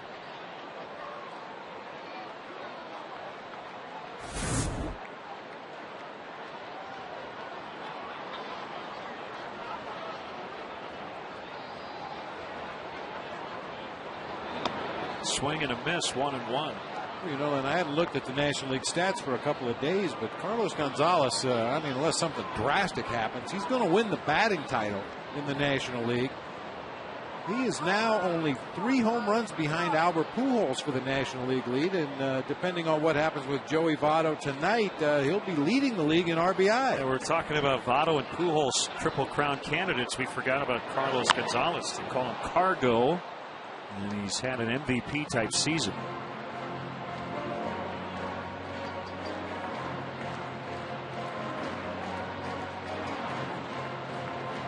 Like Scott Main's going to get the 6th.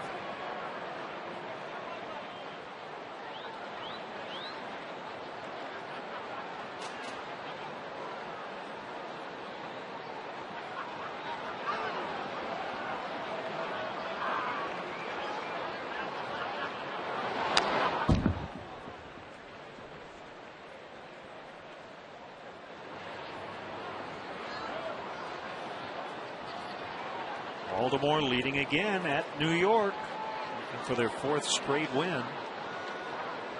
The Orioles with a chance to get within 33 of the Yankees.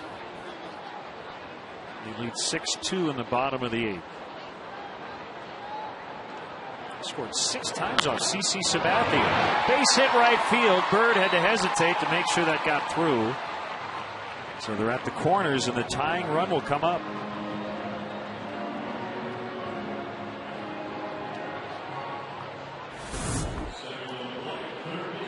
Waits back on that breaking ball well, even though it was on the outside part of the plate. He reached out and hooked it through that hole in the right side of the infield. Hunter Pence charging the ball hard. No chance for Marlon Bird. Had to wait to make sure that line drive got through, and with Pence charging as hard as he was from right field, no option but to throw up the stop sign.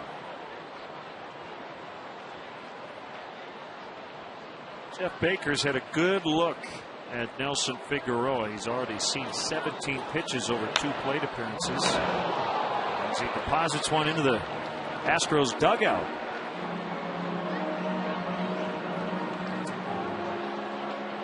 Baker probably won't be 100% for the rest of the season. He's been bothered by a sore Achilles. It's one of those injuries that every time you make a move, you feel it.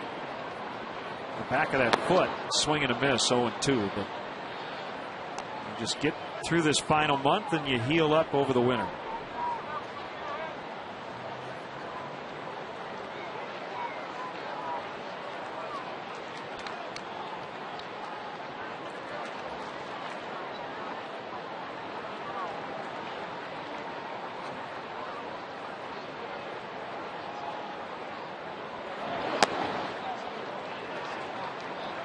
It's not unusual for guys to have all kinds of bumps and bruises and scrapes and strains this time of year. You just ask the team doctor, can I hurt it any worse if I play on it? And if the doc says no, you can't hurt it any worse, then you go play. Take another aspirin and go get him.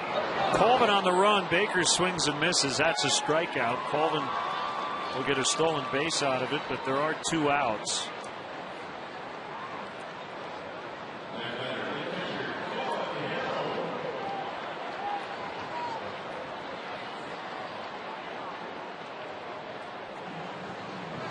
Watch Comcast Sportsnet Cubs games replayed on demand with Xfinity TV from Comcast. Don't miss the action. Call 1-800-XFINITY today.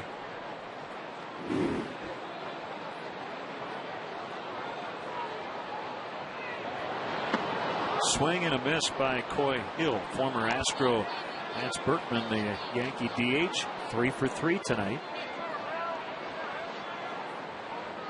It's so strange to think Kerry Wood and Lance Berkman are Yankees. Occasionally you'll just turn a game on this time of the year and you'll see a guy in a uniform and you'll say, oh yeah, that's right, he did get traded. That's right. Roy Oswalt and the Phillies uni.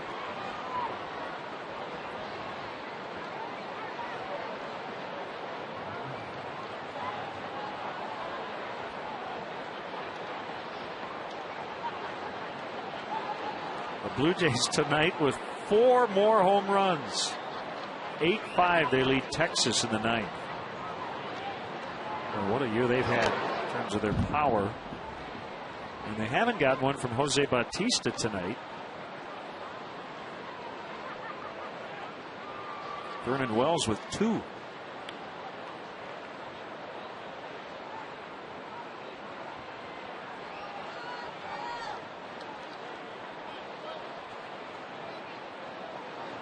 Kevin Gregg trying to close it out.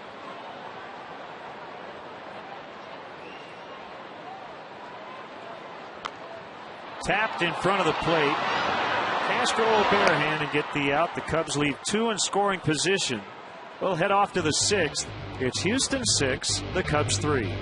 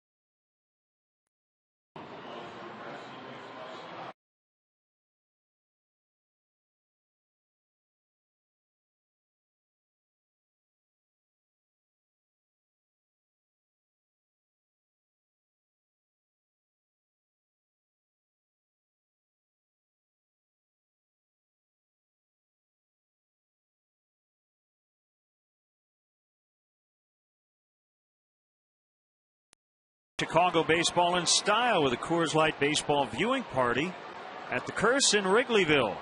Win prizes and watch the Northsiders take on Milwaukee at the best party in Chicago Saturday at the Curse, brought to you by Coors Light and Comcast Sportsnet, fans' best friend.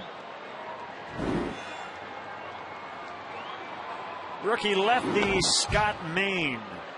Good stuff. Hard fastball, making his 5th major league appearance.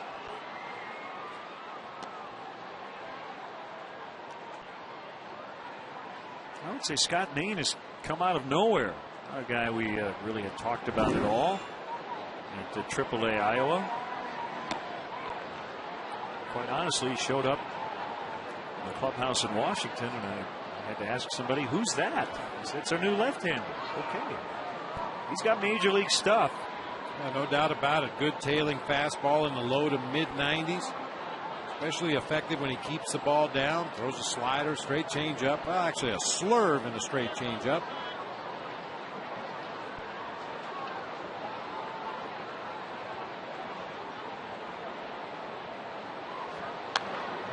Fouled back by Manzella. The wind must be blowing out in Boston. At least for the Rays it is. Tampa Bay 14-2 over the Red Sox. 5 homers for the Rays in that one. Last night, this is September baseball for you, the Tampa Bay Rays tied a major league record by using 6 pinch hitters in 1 inning. The 7, 3 of them recorded hits.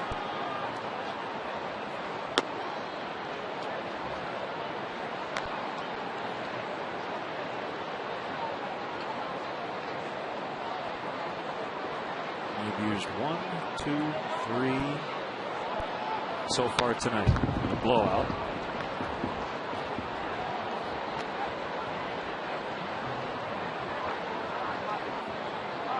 During the regular season, you don't even have that many guys available off the bench many times during the season.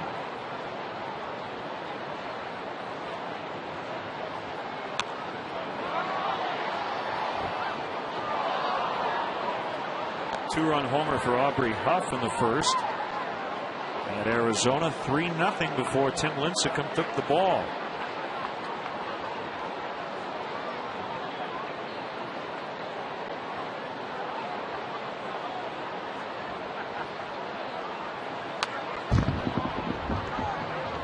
Good battle here between Maine and Manzella. One of the great stories about September, usually there's 1 or 2 every year. First baseman named John Lindsay, 15 years in the minor leagues, got called up by the Dodgers. Actually, his contract was purchased from AAA Albuquerque yesterday. 33 years old. Fukudome makes a catch. He won the Pacific Coast League batting title. He hit .353, 25 homers, 97 RBIs. 15 years before his first shot in the majors.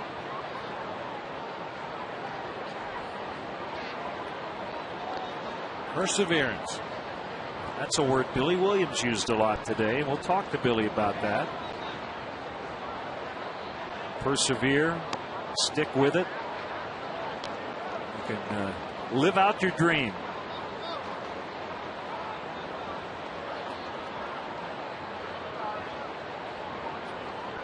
I don't know much about Lindsay. I don't know anything about his family situation, but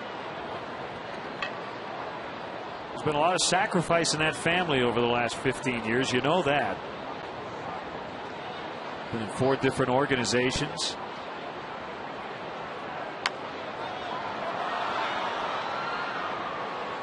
I think everyone who's been in or around this game understands the demands on a family situation when you're traveling all the time.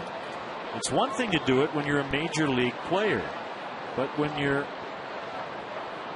a AAA player year after year after year and you never get an opportunity, I'm sure at some point your significant other or your kids, as Baker can't handle that ball that was hit pretty hard. We'll see how they score it. Probably an error.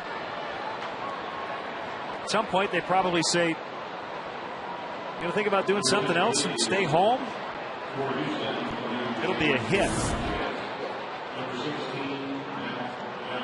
Talking about guys like that, obviously you have to love what you're doing. In some instances, guys don't have a backup plan. They don't know what they're going to do when they're done playing baseball, so they keep playing as long as somebody will give them a uniform. But more than anything else, it's just the undying love for the game of baseball, the competition, the camaraderie. What else would you rather be doing? And you're absolutely right about the sacrifices that family members have to make, that you have to make yourself. I would imagine that Lindsey probably has to work a job in the off season just to be able to afford to go back and play another minor league season, but God bless him. I mean, it used to be that way in the big leagues. Years and years and years ago, guys had to get jobs in the off season to make enough money to afford to be a ball player for another summer. Obviously, that has changed drastically.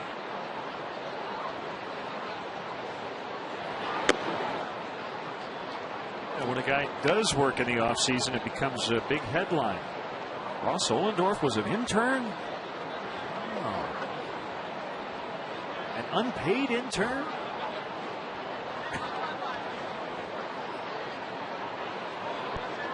Two-1 to the pinch hitter Matt Downs, who's batting for Nelson Figueroa, who could get the win tonight. We've talked about your career.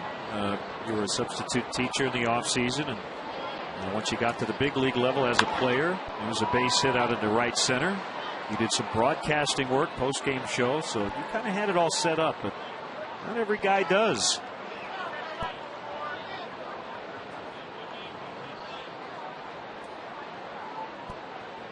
Teaching school in the offseason made me realize how much I didn't want to do that for a living.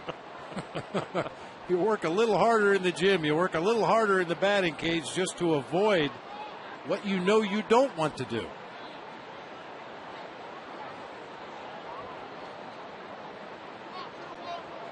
Thomas Diamond will get up. Well, Michael Bourne, a triple, a two-run double, an infield single, a stolen base, 2 runs tonight. Outside on that slurve. Not easy to double up. Probably the best chance at a double play is a line shot at Michael Hoffpauir, and Downs is caught off first base.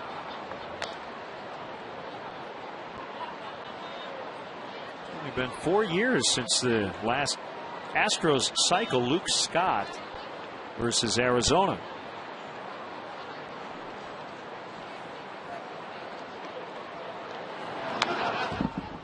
Not a home run hitter. He has 2 on the season.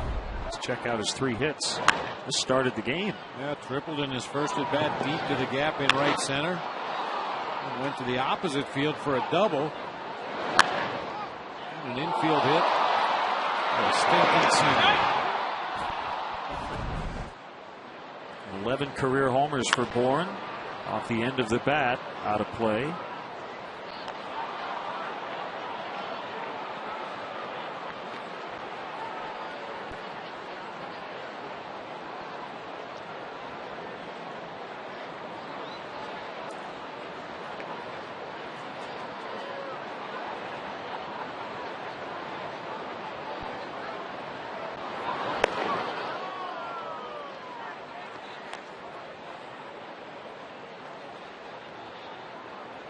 Talk about perseverance. Brad Mills had to wait over a week for his first win as the Astros manager. They went 0-8 to start the season. Since then, they've been about a 500 team.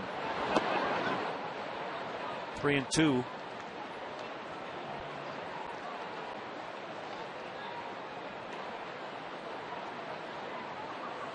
Mike Quade, 17 years in the minor leagues as a manager. A couple of coaching stints with the A's and the Cubs, and now managing his hometown team. Bourne, fly ball out to right center. Fukudome makes a catch. He's going to throw it back to second. It's a sac fly for Michael Bourne. Castro in to make it 7-3.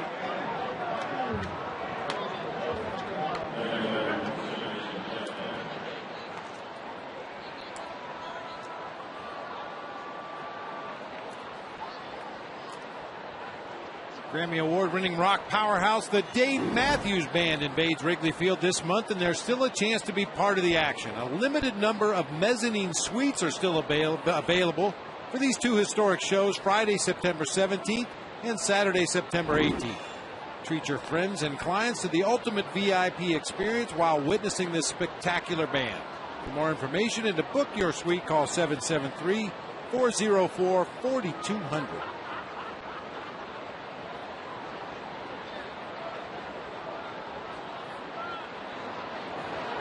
This game were tied or a one-run game, I don't think Scott Main would be facing Jeff Keppinger. Jeff Keppinger has always hit lefties. There's not another left-handed hitter in the Astros lineup until you get down to Brett Wallace.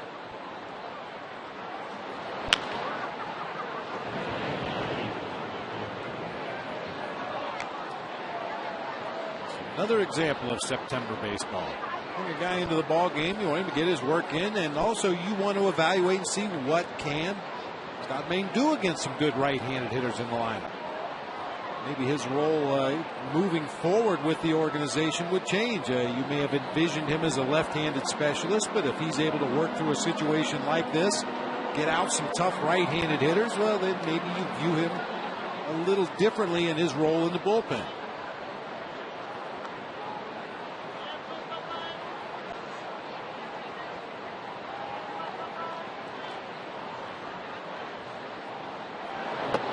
Swing and a miss, 1-2.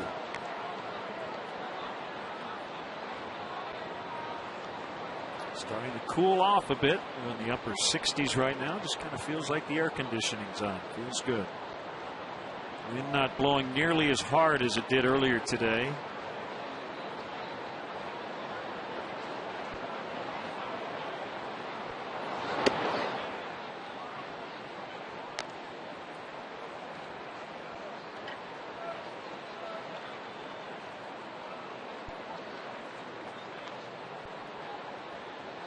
Wild one in Philly. The Marlins have tied the Phillies at 7-7, 3 in the 8th.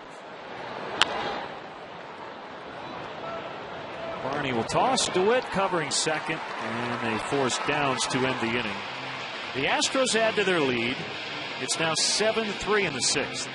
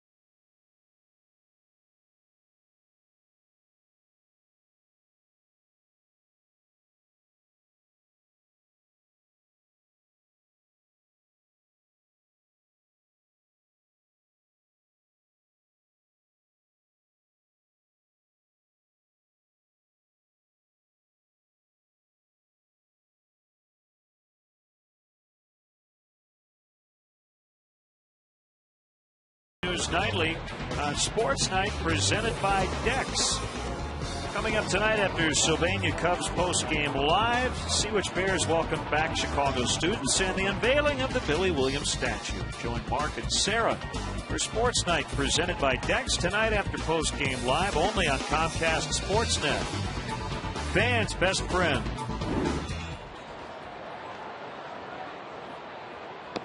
Darwin Barney against new Astros pitcher Jeff Fulcino, making appearance number 40. And we'll see the major league debut of Brad Snyder in this inning. He's on deck in the pitcher's spot.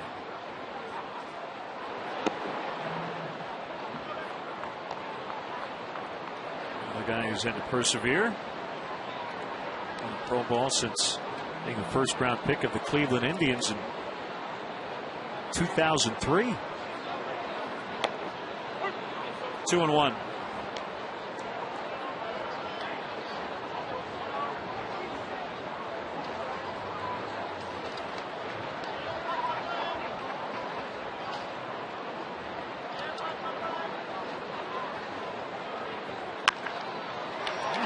Ball rolled into left for Darwin Barney. We don't have a guy on base for Brad Snyder. He's got good power.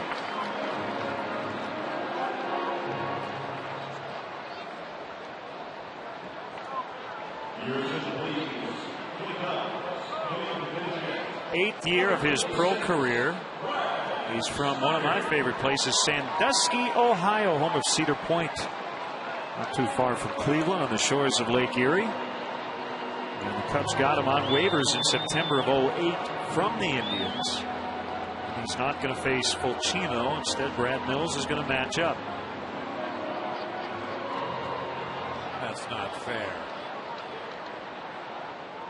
Snyder's heart's probably beating 1,000 miles an hour. Now he's got to go back to the on-deck circle. See what happens. Tim Burdack is on. It's the Lexus Pursuing Perfection call to the pen. We'll be back.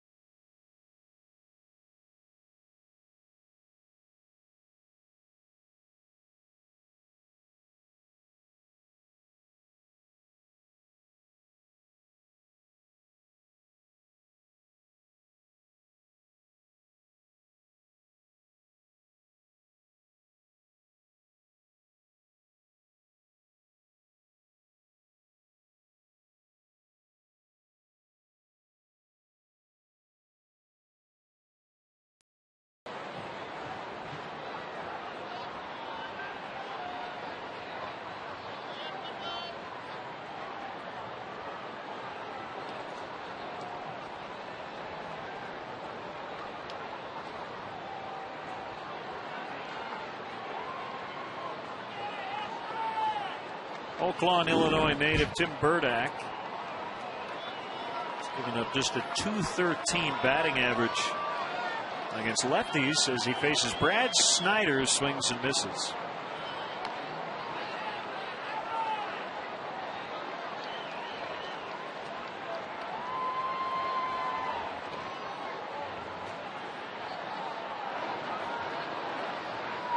Snyder called up today.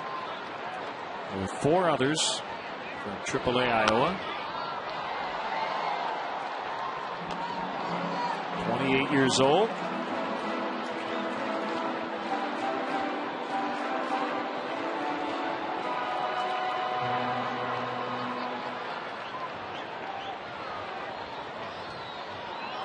.6'3", 200 pounds. With the Ball State University. And He strikes out in his first career at bat.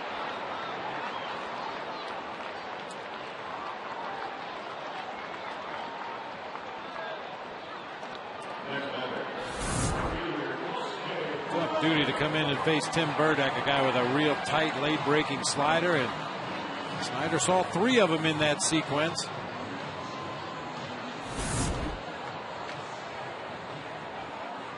Now got the first one out of the way. Yep.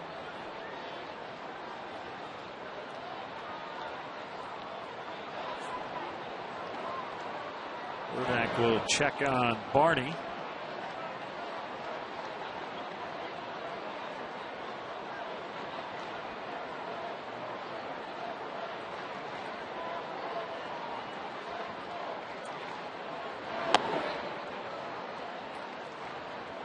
Mike Quaddy, think of it what you will, but it would have been very easy to pull Brad Snyder back and send a right-handed pinch hitter up. He's got a boatload of them available on the bench tonight, but I think he realized how important it was for Snyder to get that first at bat. He was on the on-deck circle, ready to take the at bat. Brad Mills makes the change and goes to a left-hander, and he decided, go on up there, young man. You face lefties all summer. I'm not going to take this moment away from you.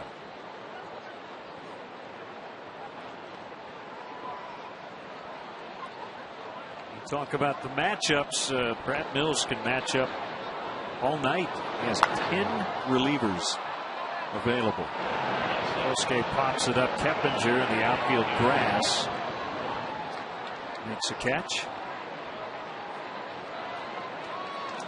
Got a newborn Cubs fan? Well, the Newborn Fan Club is the perfect gift to showcase what it means to be a Cub for life. Receive a customized photo announcing the birth on the Wrigley Field marquee, a Cubs birth certificate, Cubs baby stocking cap, and a Cubs Rookie of the Year onesie. Perfect for parents and friends alike. Visit Cubs.com for more information and to sign up today. I like it.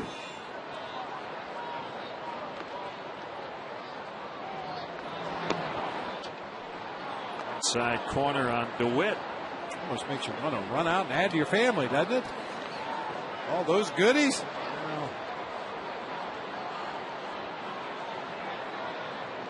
Almost. Almost.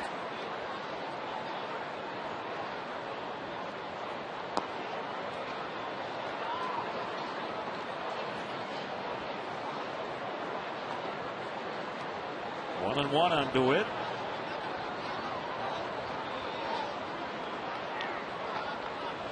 Final in Pittsburgh, 5-0. The Pirates over the Braves. James McDonald beat Tim Hudson. One hurts for the Braves. They might drop into second place because of Phillies scoring 1 in the bottom of the 8th to take an 8-7 lead into the 9th. Ryan Madsen. Well, he was on. It might be Brad Lidge. We'll see. I don't think the 9th has yet started.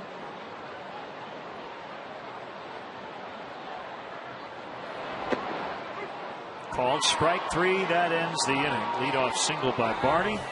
But he is stranded there. Off to the 7th. 7-3 Astros.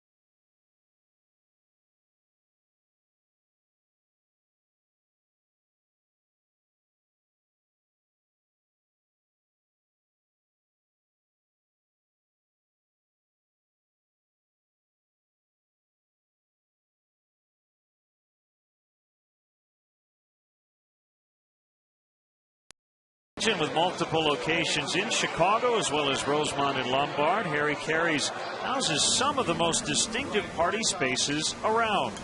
Will make your event a home run. Call 773-HOLY-COW or visit harrycareysrestaurant.com.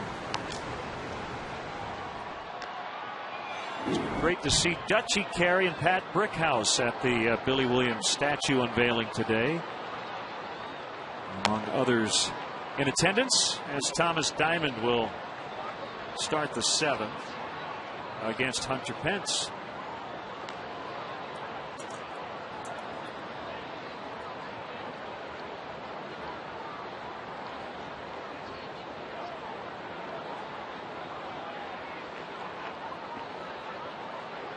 Pence with an RBI double in the 5th, 1 for 3 on the night.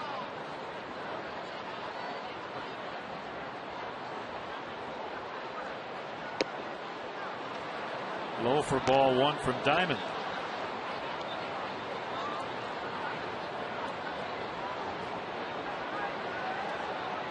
Thomas gave up 5 runs in an inning of work on Sunday against the Mets. The other day, Mike Quaddy talked about that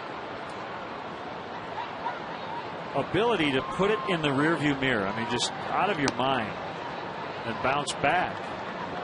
Cubs have so many young rookie pitchers in their bullpen, and you're going to have a bad outing. It happens to everybody. But not letting it affect your next appearance is a big key.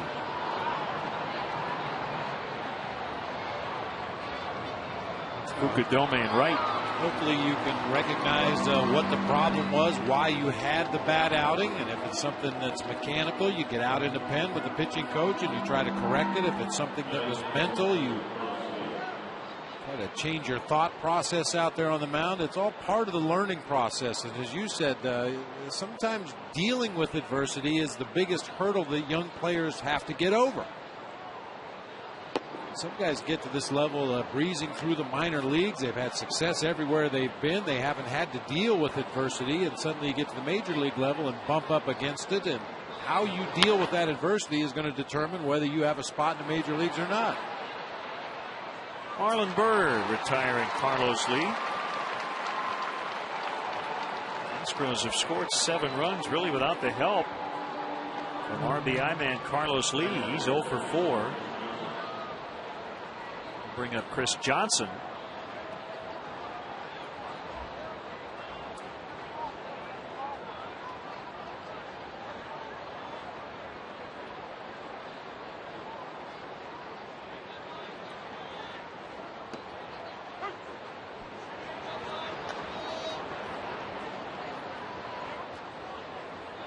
Billy Williams and a lot of help to sing the stretch.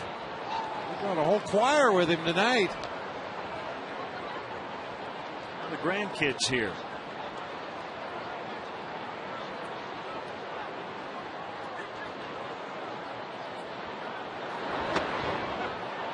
Called strike 3. Here comes a stretch with Billy.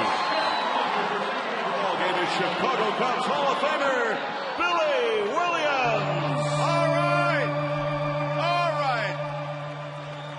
We need baseball greatest fans to sing along with me and my grandkids. Take me out to the ball game. All right. A 1, a 2, a 3. Take me out to the ball game.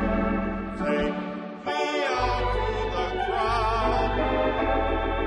Buy me some peanuts and Cracker Jacks.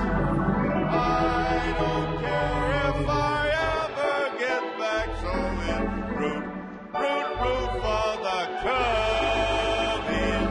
If they don't win, it's a shame. For it's 1, 2, 3 strikes you out at the old ball game. Let's get some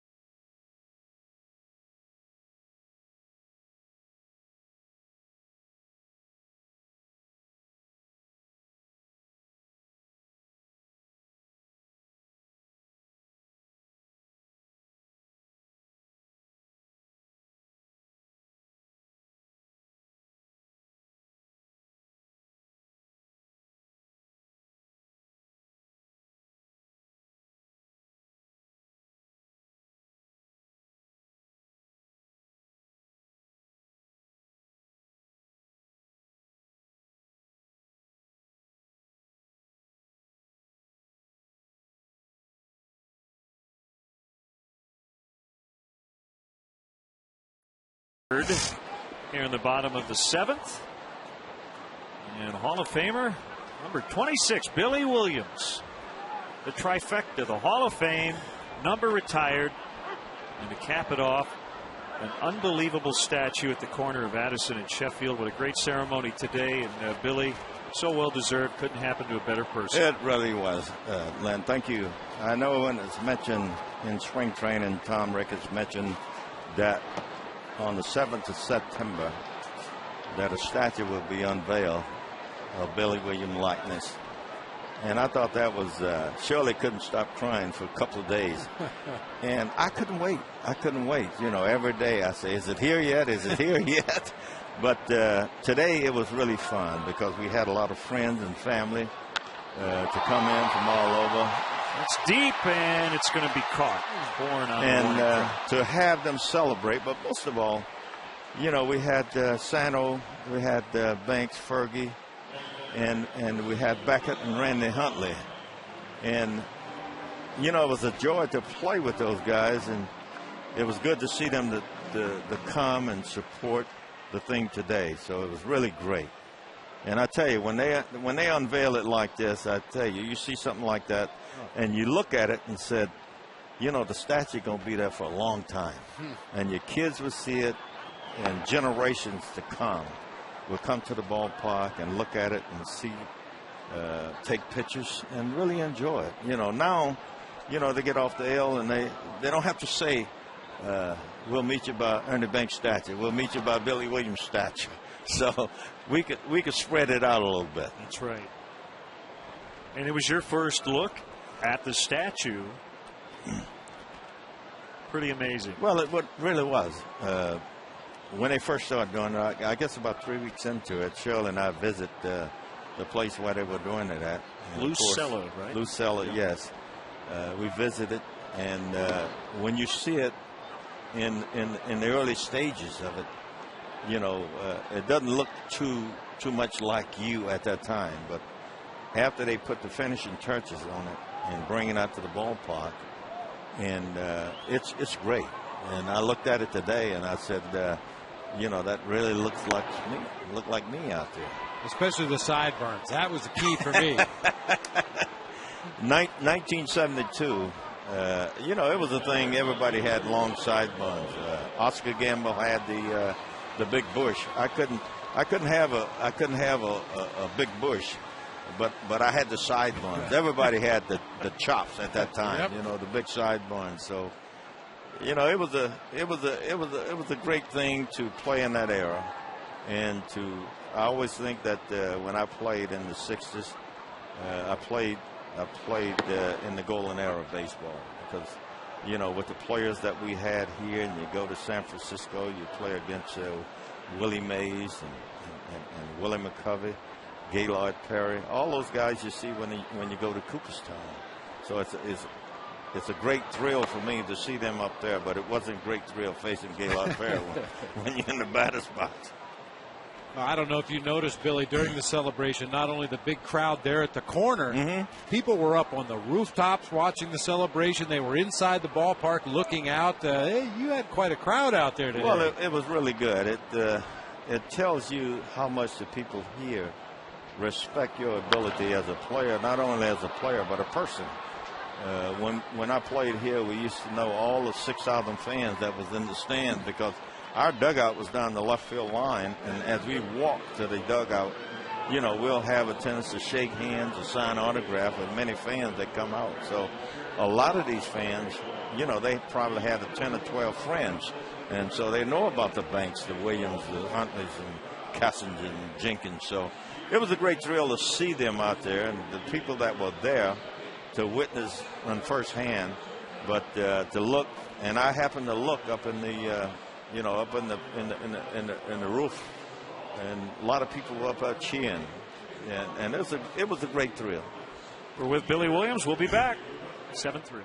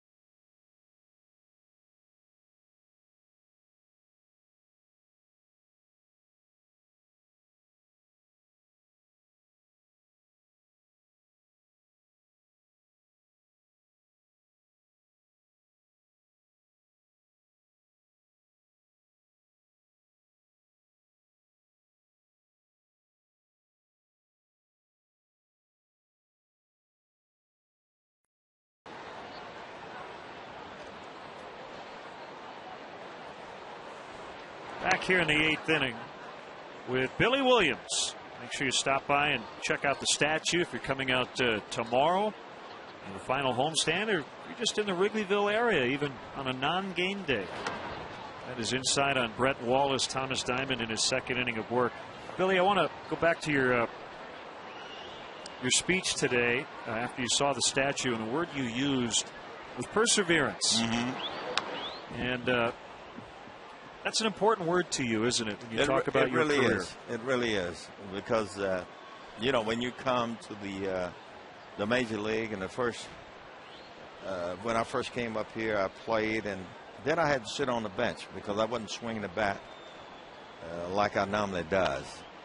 And a guy by the name of Bob Wills played left field, and I sat on the bench and I said, when I get a chance to get back in the lineup, they're gonna have to take the uniform off me. And by saying I'm in the lineup again, I got a chance to play again, and you go through stages.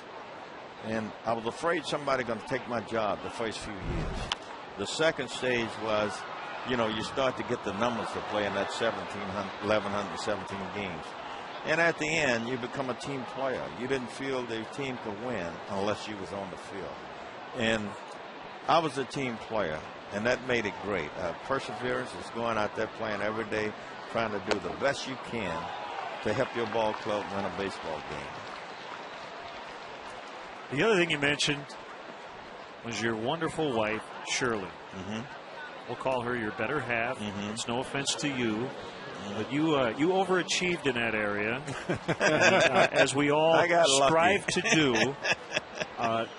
I just love seeing you two together at various events, and still in love after all these years. And you paid tribute to her in your speech as well, and your entire family. Well, you have to. The old saying, behind every man is a good woman. And I think this holds true really for me, because Shirley and I, we've been knowing each other for a long time. We went to the same high school. We went together in high school. We really enjoyed each other then, and we still enjoying each other. I think when the grandkids come, it make you enjoy each other more, because you see those kids growing up. And all of my daughters, they move right around me in Glen Ellen, and we get a chance to see our grandkids every day, and we spend a lot of time with them. You don't spoil them at all, do you, Billy? I try not to. I try not to. Well, the thing about it is, we come full circle. That's your ultimate legacy, is those wonderful children who came in here, your grandkids, your family, and to them, your grandpa, your dad. You know, that's the most important. You know, they see me as a grandfather. Sometimes they see me as a baseball player, but you know, I'm their grandfather. And when they come over the house and we enjoy each other, we play catch. Sometimes they think I'm 21 years old because they want me to get out and play catch and enjoy it. Matter of fact, I still go out and throw batting practice to them, because they love the game of baseball. They get around the house and see some movies and stuff about baseball players. And, you know, the ironic thing is that we had 4 daughters. You know, we had 4 daughters. And now I'm blessed with 4 grandsons. So the old saying, if I had known they were going to be so much fun, I'd have had them first. No, I was just kidding. But you know, we enjoy them. With the 4 grandsons, I just left from, matter of fact, in June, one of my grandsons played at the Green game in Cooperstown. So we drove up there to watch him play. And it was a thrill. You know, he'd been coming out to the ballpark and see what I do. And when we went to Cooperstown, I watched him play baseball, and it really was a great thrill, because there was about 104 teams up there, and they finished 17. And they were so proud. A team from Wheaton, they went up there and played, and they played 2 games a day, and it was enjoyable. It was great to watch him play. Congratulations, Billy. Thank you, Lynn. You're the best. You, Lynn. Yeah. Bob, thank you. Good to see you, Billy. You're the best. Thank you, baby. Yeah.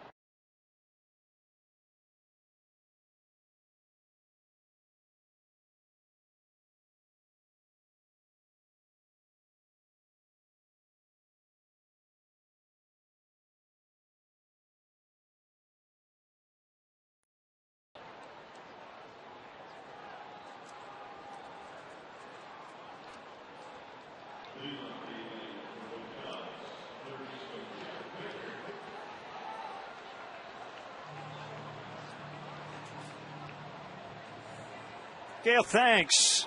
New pitcher for the Houston Astros. It's not a misprint. It's Mark Melanson. That's how you say it. Soft C ahead of the O, which is a little odd. But it works as Jeff Baker taps. Melanson got off the mound quickly and takes that throw from Wallace for the out. Melanson recalled from AAA on August 9th. He came over in the Lance Berkman deal from the Yankees on the final day of July. Thanks to Billy Williams. What a night.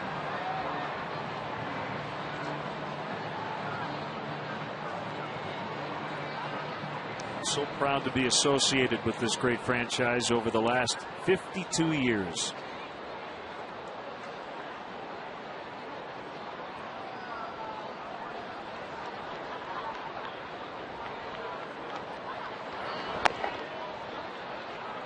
One ball, no strikes on Coy Hill. James Russell is up, 2 scoreless innings.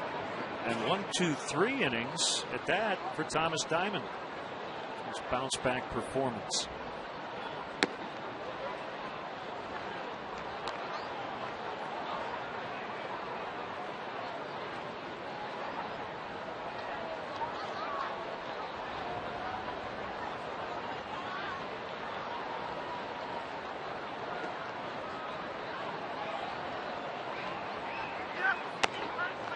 It's outside, 3 balls, no strikes.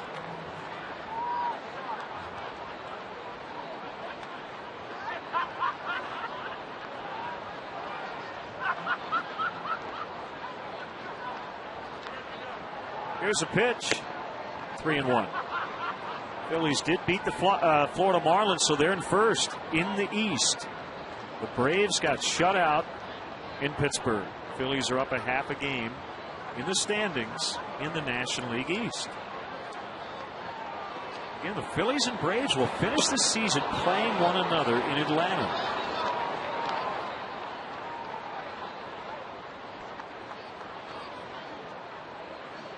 I'll tell you, Len, as much as I would like to see Bobby Cox go to the playoffs one more time before he rides off into the sunset, I mean, that's his home away from home postseason baseball. I would tend to agree with you about the Phillies. Their top of the rotation can match up with anybody. Braves still could win the wild card if they don't win the division. And Zella the catch. The Phillies have had some big injuries to key people, but early enough in the season so they had an opportunity to rehab and come back, and at some point in the very near future they're going to hit their stride and start swinging the bats the way they know they're capable of, and they're going to be a very scary ball club at that point.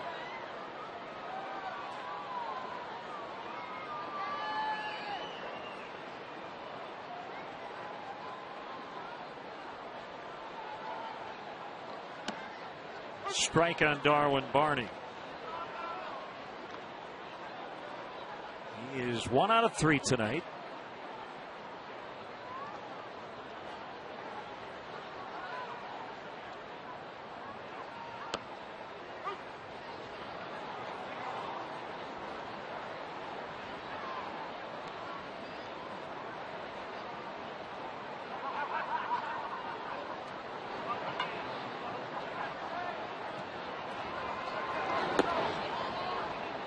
Jim Thome with his 22nd home run tonight, and that's a milestone homer. 586, tying Frank Robinson for 8th on the all-time list. Congratulations to Jim Thome. Swing and a miss. Melanson goes 1, 2, 3 in the 8th. We'll head off to the 9th. Houston leading by 4.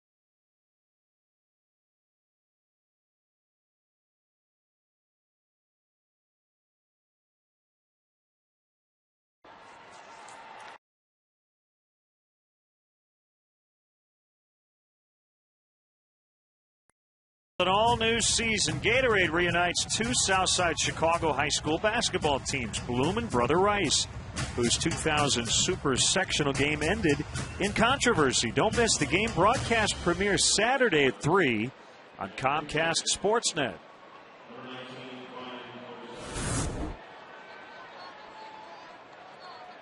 Ryan Bogusevic is going to bat in the pitcher's spot against Thomas Diamond, who starts his third inning of work.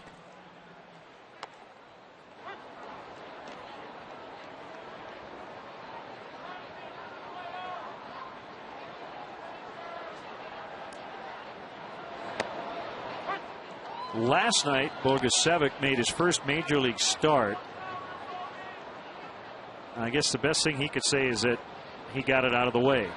4 at-bats, 2 double plays, 2 strikeouts. That's a tough night or day. 4 at-bats, 6 outs. That's a hard day's night. There you go. Swing and a miss. I guess he just got a piece of it to stay alive, as Hill could not haul it in.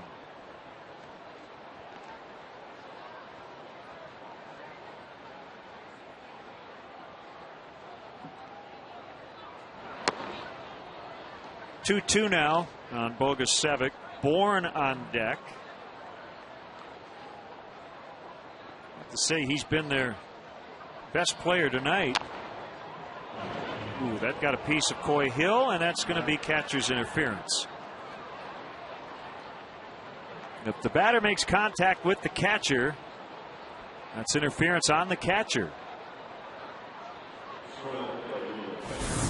Very late swing by Bogusevic. You'll see Coy Hill reaching up there to receive what looked like strike 3. I mean, we talk sometimes about knocking the ball right out of the catcher's glove. That's literally what he did right there. That'll also be an error on Coy Hill. We're going to see left-hander James Russell with Michael Bourne coming up. I'm sure didn't feel too good. Lexus pursuing perfection, call to the pen. We'll be back.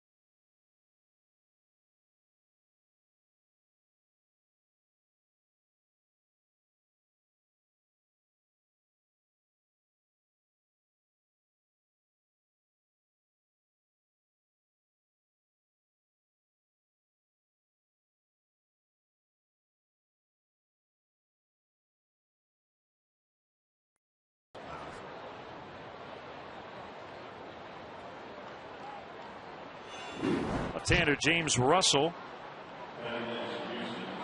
The runner at first, nobody out.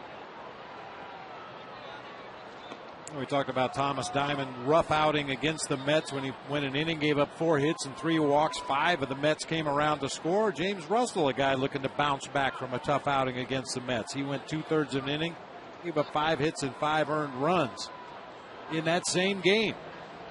If you keep score at home, Bogusevic does not get an official at bat on that catcher's interference, and again charge Coy Hill with an error.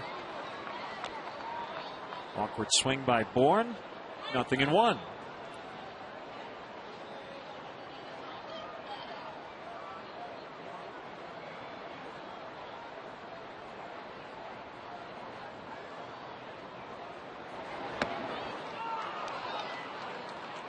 I guarantee you Coyhill will remember that forever.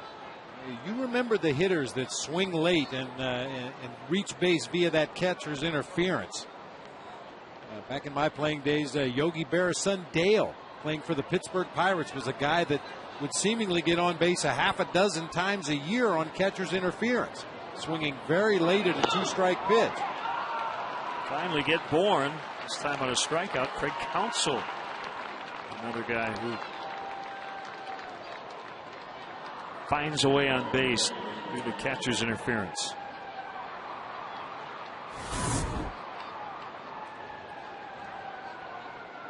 Good hard slider, half swing from Michael Bourne.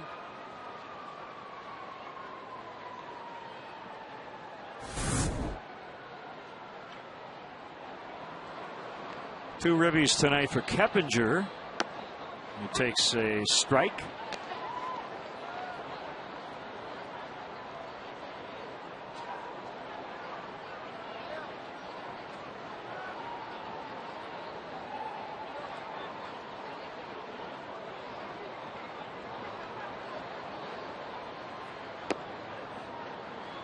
Just blowing outside. A lot of scoring early in this one. Astros got 1 in the first. The Cubs answered with 2. Houston with 3 in the second. Cubs got 1 back in the third, but then the Astros adding on 2 in the fifth and 1 more in the sixth. I just think the wind got tired. It had worked so hard all day long. By about 8:30 or so, it just went, you know what? It's time for bed. Enough is enough.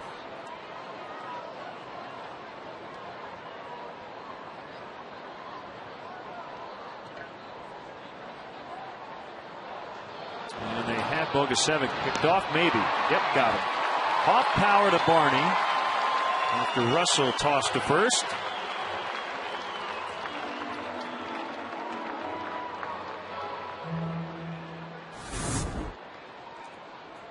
Went on first movement. Jeff Russell delivers the ball quickly. I think that's a key for a left-handed pitcher, especially a guy that has a high leg kick and tends to pause near the top of his leg kick. If you see that runner go, you've got to unload that ball quickly to the first baseman to give him an opportunity to throw on to second for the out.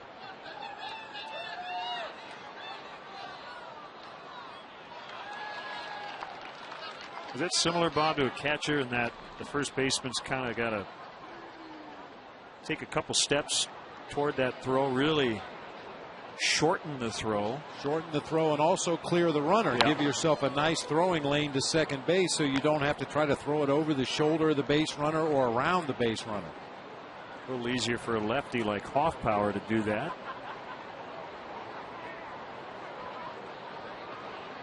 And some of the fastest base stealers on that play, they're safe. Michael Bourne probably beats that throw. You take off and the pitcher throws to first, just keep running. Well, that's part of your advance report too. If you have a first baseman who has a reputation either as being afraid to throw or does not have a strong arm, and you have those premier runners on over there at first base, just take off and go. Challenge the first baseman to throw you out at second. This will do it.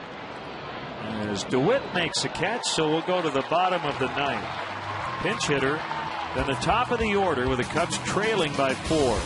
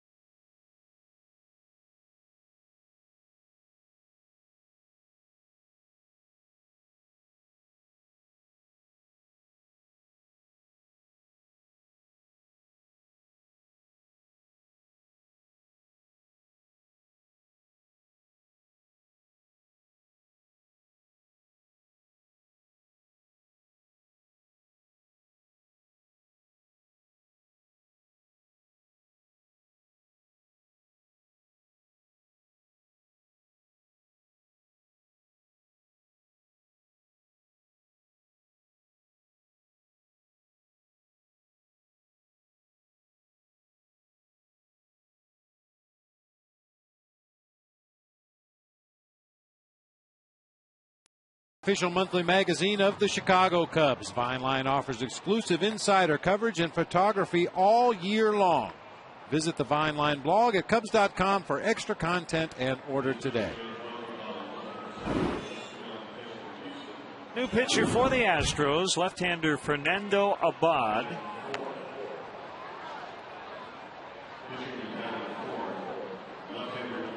And also Bogusevic has stayed in to play left.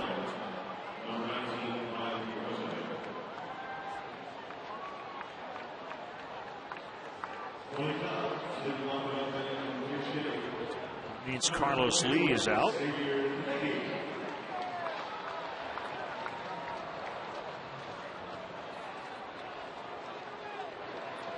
Xavier Nady will pinch hit.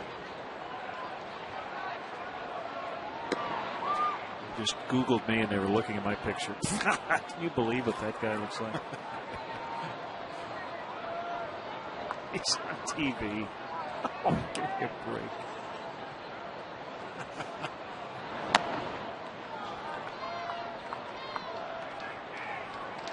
Two and 0.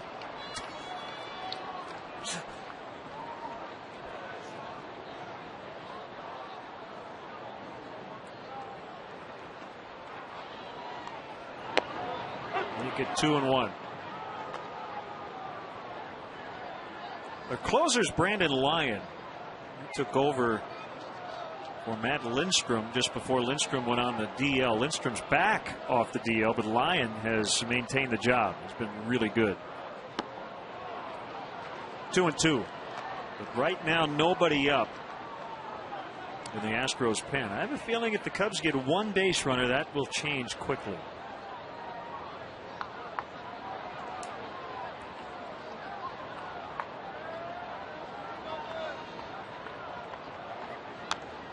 Back, still 2 and 2.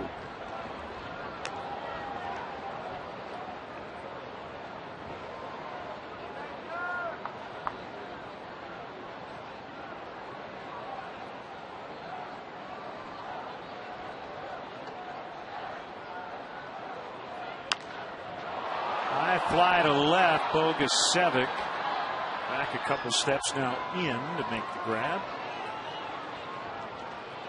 The producer of Cubs baseball on Comcast Sportsnet is Bob Albrecht. Our director, Dave Turner. Our associate producer, Tamara Anderson. Our stage manager in the booth, Christine Charbonneau.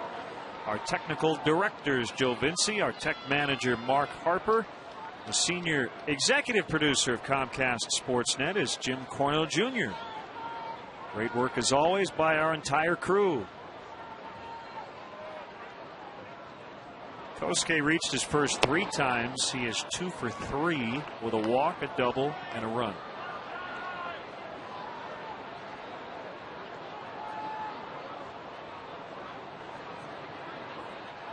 I don't know what to say about that. Did we miss the memo about 80s night or something?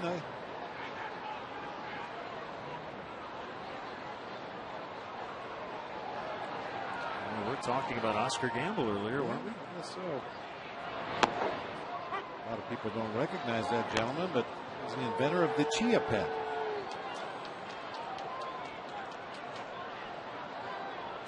Chia.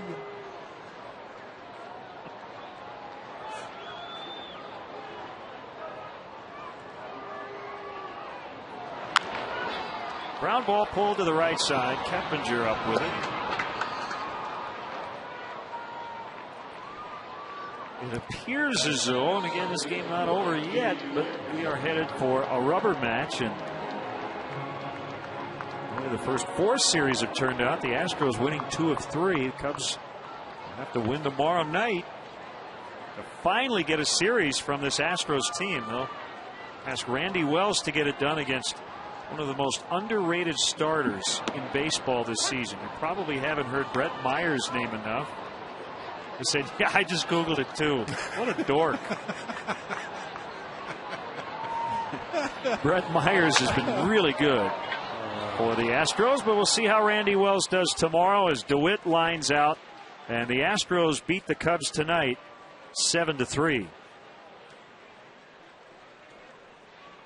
GMC player of the game has to be Michael Bourne. He is the table setter for this team, and he sure did set the table tonight. Yeah, he is definitely the igniter. Usually it's getting on base via the bunt or an infield hit, stealing some bases. But tonight he swung the bat extremely well. Single, double, triple, a sacrifice fly to drive in a run.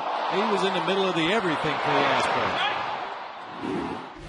So the Astros are now 9-5 against the Cubs this season, including 5-3 here at Wrigley Field.